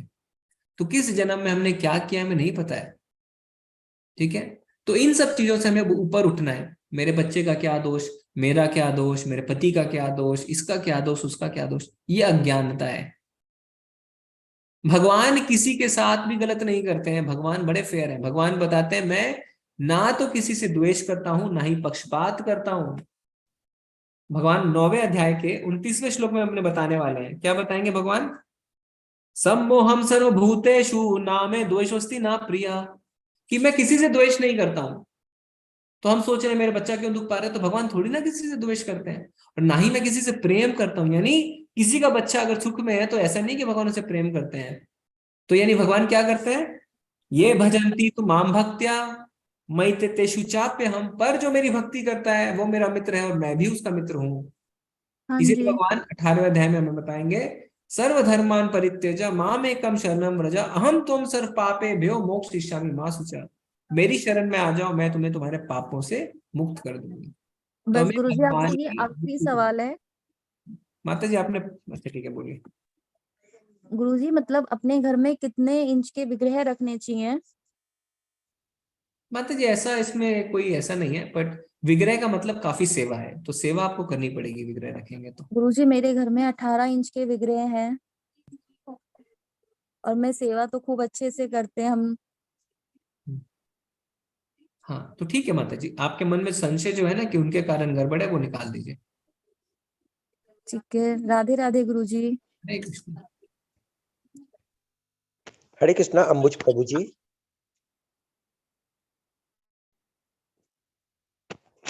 प्रभु जी अनम्यूट कीजिए। हाँ हेलो, आवाज जा रही है मेरी? जी जी प्रभु जी। हरे कृष्ण प्रभु जी। आवाज मेरी जा रही है ना? हाँ प्रभु जी बोलिए। हाँ, ये मेरा प्रश्न था कि आपने कहा कि कोई भी व्यक्ति मरने के समय जो सोचता है जिस तरह का, अगले जन्म में उसको उसी तरह का योनि मिलता है। जी। तो मेरा इसमें प्रश्न है कि कोई भी आदमी मरने के समय भी मतलब वेंटिलेटर पर है या बेहोशी अवस्था में है, कुछ सोचने समझने की शक्ति ही नहीं उसको, तो फिर उसके लिए ये चीज कैसे बना कि होगा कि वो किसी योनि में जाएगा? जी हमें लग रहा है ना सोचने समझने की समझ शक्ति नहीं है, पर अंदर ही अंदर वो अपना, उनका शरीर नहीं चल रहा है पर अंदर ही अंदर एक्टिविटीज चलती हैं उनकी। नहीं तो फिर किस चीज को आप जिंदा रख रहे हैं, अगर शरीर नहीं है तो फिर जिंदा क्या चीज, अंदर ही अंदर वो जानते हैं ना, वो आपको देख रहे हैं, वो अपनी आंख नहीं हिला पा रहे हैं पर अंदर ही अंदर वो आपको समझ रहे हैं, तो अंदर ही अंदर भगवान को याद करते हैं। तो ये ठीक है प्रभु जी, ऐसा है। हरे कृष्णा। हरे कृष्णा भवानी सिंह माता जी।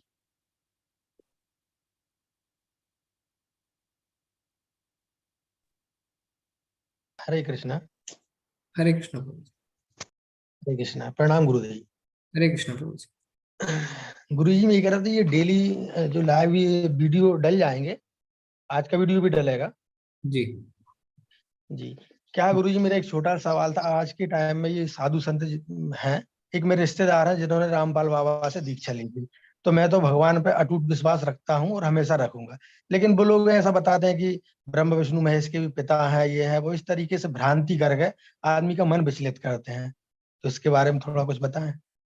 इसीलिए प्रभु जी हमें हमेशा गुरु धारण करने से पहले उनकी परंपरा के बारे में जानना चाहिए और देखना चाहिए कि वो कौन सी परंपरा से आ रहे हैं। शास्त्र कहते हैं कि गुरु धारण करने से पहले शिष्य को पूरी तरीके से गुरु के बारे में आश्वस्त हो जाना चाहिए, फिर ही गुरु धारण करने चाहिए। ठीक है जी जी। राधे हरे कृष्णा। हरे कृष्णा रिकॉर्ड स्टूडियो करके प्रभु जी माता जी की आवाज नहीं आ रही है।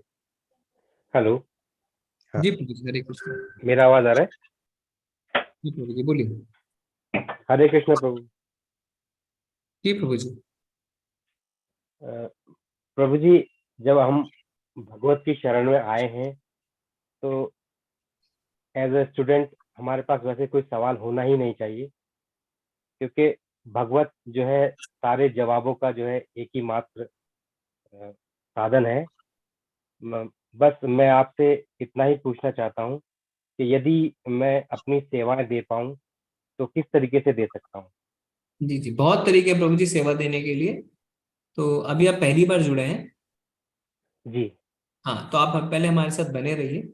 हम क्या करेंगे, क्लास के एंड में हम सेवाओं के लिए फॉर्म्स देते हैं, ऑनलाइन फॉर्म, आप उसको भर सकते हैं। और जी। हाँ, आप बने रहिए। हाँ, अगर आप बहुत ही ज्यादा उत्सुक हैं तो हम आपको अलग से भी कांटेक्ट कर सकते हैं प्रभु जी, पर जी, पहले आप लेकिन मैं उत्तराखंड के हल्द्वानी शहर में रहता हूँ, तो यहाँ इस्कॉन मंदिर शायद है या नहीं है? नहीं, उससे कोई फर्क नहीं पड़ता प्रभु जी। ये इस्कॉन बेंगलुरु अभी पूरे वर्ल्ड में सबसे बड़ी गीता कोर्स चला रहा है ऑनलाइन, है ना। इससे बड़ा कोई वर्ल्ड का ऑनलाइन कोर्स नहीं है। तो ऑनलाइन के लिए काफी बैठे बैठे लोग सेवा दे रहे हैं हर जगह से, तो आप जहाँ मन बैठे दे सकते हैं। गुरु जी, मैं ये कह रहा था कि मन तो कैंची के समान है, उसका काम तो काटने का है। अब एक शब्द निकलेगा, उससे फिर दूसरा शब्द, दूसरे से 4, 4 से 8, 16 से, इसमें तो क्वेश्चंस आते ही रहेंगे। तो आपके मुख से जो है हम साक्षात भगवत सुन रहे हैं, तो मुझे तो ऐसा ही लग रहा है कि महाराज श्री कृष्ण ही मेरे सामने बोल रहे हैं। शब्द भले ही आपके मुख से हैं, लेकिन बोल आपके हैं, शब्द उनके द्वारा कहे गए हैं। तो इसके लिए मैं बहुत बहुत आपको नमन करता हूँ, प्रणाम करता ऑल ग्लोरीज टू शिल प्रभुपाद। शिल प्रभुपाद की जय। हूँ। जय हरे कृष्ण। हरे कृष्ण। हरे कृष्णा आशिता माता जी। हरे कृष्ण प्रभु जी। हरे कृष्ण माता जी। जी प्रभु जी, जैसे मेरे को सुबह उठने में थोड़ी सी परेशानी होती है, तो क्या सुबह उठना मस्ट है? सुबह उठने का तो माता जी परिभाषा अलग अलग है ना। शास्त्र कहते हैं ब्रह्म मुहूर्त में उठना, यानी सूरज उगने से पहले। जी। तो इस्कॉन में लोग 4:30 बजे मंगल आरती शुरू कर देते हैं। जी। अपनी सुविधा के हिसाब से वो 3:30 से 4 बजे के बीच में उठते हैं। जी।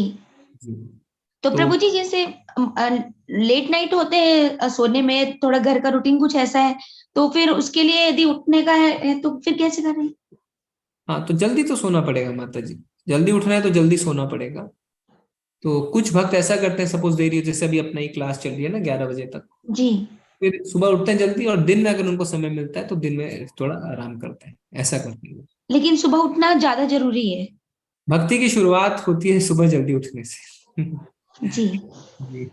जी प्रभु जी, हरे कृष्णा। थैंक यू प्रभु जी। प्रभु जी और हैंड रेज लेना है। हाँ, लास्ट ले लीजिए प्रभु, मधुमिता माता जी का, फिर हम क्लोज हरे कृष्णा मधुमिता माता जी। हाँ, हरे कृष्ण, दंडवत प्रणाम प्रभु जी।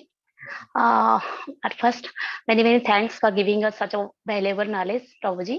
बट मेरा क्वेश्चन ये था कि प्रभु जी, जो पूजा करने का विधि तो बहुत सारे हैं भगवान को, बट सुबह मेरे पास बहुत कम टाइम होता है, नहा के बच्चों का टिफिन बनाना होता है ना प्रभु जी। तो मैं जैसे जो फ्रूट्स देती हूँ बच्चों को टिफिन में, और भगवान को भोग लगा देती हूँ, तो उनसे हमारा बहुत सारे देवताओं को पूजा किया जाता है। भगवान का जो रूम है, तो उसमें सारा फूल वगैरह निकाल के प्रॉपर प्रोसीजर, चंदन वगैरह लगा के प्रॉपर वे से नहीं कर पाती हूँ। वो बाद में होता है 10 बजे ना 10 बजे। बट ये जो शुरुआत जो करूंगी, मतलब प्रसाद करके मेरे बच्चों का टिफिन में दे दो थोड़ा करके, तो कैसे कर, मतलब मैं जल्दी से कैसे कर पाऊंगी उसको, क्योंकि मेरे को खाना बनाना, टिफिन बनाना भी रहता है। तो प्लीज जी मेरे गाइड कीजिए। जी जी जी जी, तो कोई बात नहीं माता जी, उसमें है ना। तो आप क्या जगन्नाथ जी को पूजा करते हैं? हाँ, मैं उड़ीसा, हम लोग बेसिकली उड़ीसा से हूँ। I am from Orissa actually. Jagannath ji के विग्रह के साथ साथ बहुत सारे देवी देवताओं को भी हमारा भगवान का रूम में रखा गया, जो कि मिनिमम 30 to 40 मिनट्स लगेगा पूरा फूल निकाल के, चंदन लेके प्रॉपर वे से पूजा करना। सो मेरे लिए जगन्नाथ जी तो बहुत ज्यादा दयालु हैं। उनको तो है ना, उनको क्या है, उनको खाने को अगर आप अच्छा से देंगे तो वो बहुत खुश रहते हैं। तो उनको तिलक करेंगे, उनको आप फूल हटाएंगे। 10 बजे प्रॉपर पूजा होता है हमारा, 9-10 बजे। मेरा सास ये उनको मेरा ज्यादा मदर इन लॉ करते हैं। बट मैं क्या बोल रही हूँ, मैं सुबह क्या कर देती हूँ, फ्रूट्स काट के तुलसी का पत्ता उनके ऊपर रख के, फिर पानी थोड़ा लेके उनका थोड़ा सा प्रेयर करके अर्पण कर देती हूँ उनके जगह, मतलब माता जी की जगन्नाथ जी को भोग लगाने का विधि है। बाकी उनको आप फूल चढ़ाएं नहीं चढ़ाएं, तिलक करें नहीं करें, वो उनको ज्यादा पसंद नहीं। ओके उनको ओके, कि भोग मेरे लगा बहुत डर सकते है कि भगवान को उठाया नहीं, भगवान का फूल नहीं निकाला उनको प्रसाद जगन्नाथ देने। जी, जगन्नाथ जी का क्या है, जगन्नाथ मंदिर में आप तो ज्यादा जानते हैं माता जी, आप उड़ीसा से हैं, उनको उनका हाथ सूखने नहीं दिया जाता है ना, एक चीज खाते हैं फिर दूसरा चीज, फिर दूसरा चीज खाते हाँ, हैं। छप्पन भोग लगता है उनको। हाँ, तो जैसे क्या है, छप्पन कोई मंदिर में मंगल आरती का 60, टाइम, हाँ, उनका कुछ कोई बहुत मंदिर सारा में, प्रसाद बनता है। इसी तरह ही जगन्नाथ मंदिर में भोग का महत्व है। तो जगन्नाथ जी को आप भोग लगाइए, है ना, कोई बात नहीं है, फिर उसके बाद में जो रेगुलर पूजा करें वैसा करिए, कोई दिक्कत नहीं। Okay okay okay, many many thanks, thank you प्रभु जी, बहुत अच्छा लग रहा है आपके पास। ये प्रभु जी और एक था मेरा, जो आपका जो रेगुलर क्लास चलता है, जो ब्रीज क्लास होता है, उसका लिंक डायरेक्टली एवरीडे आता है, या जो एक लिंक हमको मिल गया मैं उसी में से ज्वाइन करती हूँ, बट जो रिकॉर्डेड वीडियो मेरे को बहुत जरूरी है मेरे बच्चे को सुनाने का। मेरा बेटा अभी 10th में, एक उसको सुनाना है उसको, आप अपना मोबाइल नंबर इट्स दीजिए, very useful for them also. आपको ग्रुप में ऐड कर दूंगी, आप मोबाइल नंबर दे दीजिए। मैं दे दिया कल, चैट करके चैटिंग में जाके दे दिया था मेरा नंबर प्रभु जी। सुमित एक्चुअली सुमित प्रभु का व्हाट्सएप में कल थोड़ा सा गड़बड़ हुआ था तो वो नहीं कर पाए, फिर हम आज तो आज अभी चैट में हाँ, लिख देती हूँ मेरा chat में नंबर, लिख दीजिए। प्लीज। रिकॉर्डेड वीडियो मिल जाएगा ना प्रभु जी, जो हाँ, क्लास मिस किया मैंने? हाँ, मिल जाएगा। Okay okay okay, Hare Krishna प्रभु जी, धन्यवाद प्रणाम। ठीक है प्रभु जी, आज फिर हम चलते हैं, थोड़ा माता जी बस भेज दें हमें इतने, हम एक लास्ट प्रश्न ले लेते हैं। सुरेश प्रभु जी, हरे कृष्ण। कृष्णा प्रभु, प्रभु जी प्रणाम। जी प्रभु जी। गुरु जी, मैं 32वां बैच में भी जी जी हिस्सा लिया था, जी जी, और कभी सुना और कभी मुझे छूट भी गया था, इसलिए मैं पुनः लिया हूँ। तो वो क्विज जो है वो मैं पूरा कंप्लीट कर लिया, वो सर्टिफिकेट कैसे मिलेगा? वहीं पे प्रभु जी एक तो डाउनलोड सर्टिफिकेट करके बटन आएगा, डाउनलोड सर्टिफिकेट, उसी से स्विच आएगा आपको। ठीक है प्रभु जी। हाँ, आशीष प्रभु जी, हाँ जी प्रभु। मैं इस्कॉन मंदिर जाना चाहता हूँ, बिहार में कहाँ पर है इस्कॉन मंदिर? पटना में खुला है ना प्रभु जी, अभी नया एक बड़ा, हाँ एक तो बहुत बड़ा मंदिर खुला है, वहां जाइए, है ना। पटना में कहाँ पर है प्रभु जी? ऐसे प्रॉपर एड्रेस तो मेरे को नहीं पता है, मैं बिहार से नहीं हूँ, बट पटना में खुला है। आप इस मोबाइल में सर्च करिए इस्कॉन पटना ऐसे करके। धन्यवाद प्रभु। हरे कृष्णा, हरे कृष्णा, हरे धन्यवाद, हरे कृष्णा। प्रभु जी, आपने, आपके पास है क्या वो मधुमिता माता जी का नंबर? नहीं है प्रभु जी। ओके, ठीक है, वो अभी तक दिए नहीं है, तो कोई बात नहीं, हम उनसे ले लेंगे। तो आज हम चलते हैं फिर, आप सबका बहुत बहुत धन्यवाद। तो बने रहिए, कल जो है हम शुरू करेंगे तीसरा अध्याय। तीसरा अध्याय कर्म योग। योग का अर्थ होता है भगवान से जुड़ना, तो कैसे कर्मों के माध्यम से हम भगवान से जुड़ सकते हैं हम जानेंगे। ठीक है, तो कल का अध्याय बहुत ही अच्छा होने वाला है, और बहुत ही व्यवहारिक यानी प्रैक्टिकल ज्ञान मिलेगा कि कैसे हम अपनी जिंदगी में भगवान से कर्मों के माध्यम से जुड़ सकते हैं। वांछा कल्पतरुभ्यश्च कृपा सिंधुभ्येव च पतितानां पावनेभ्यो वैष्णवेभ्यो नमो नमः। अनंत कोटि वैष्णव वृंद की जय, श्रील प्रभुपाद की जय। हरे कृष्णा, सभी को धन्यवाद प्रणाम। मधुमिता माता जी, आप व्हाट्सएप ग्रुप से, अच्छा वो तो लीव हो गए, चलिए ठीक है। हरे कृष्णा प्रभु जी, धन्यवाद प्रणाम। हरे कृष्ण प्रभु जी, सभी को धन्यवाद धन्यवाद प्रणाम। प्रणाम। हरे कृष्णा।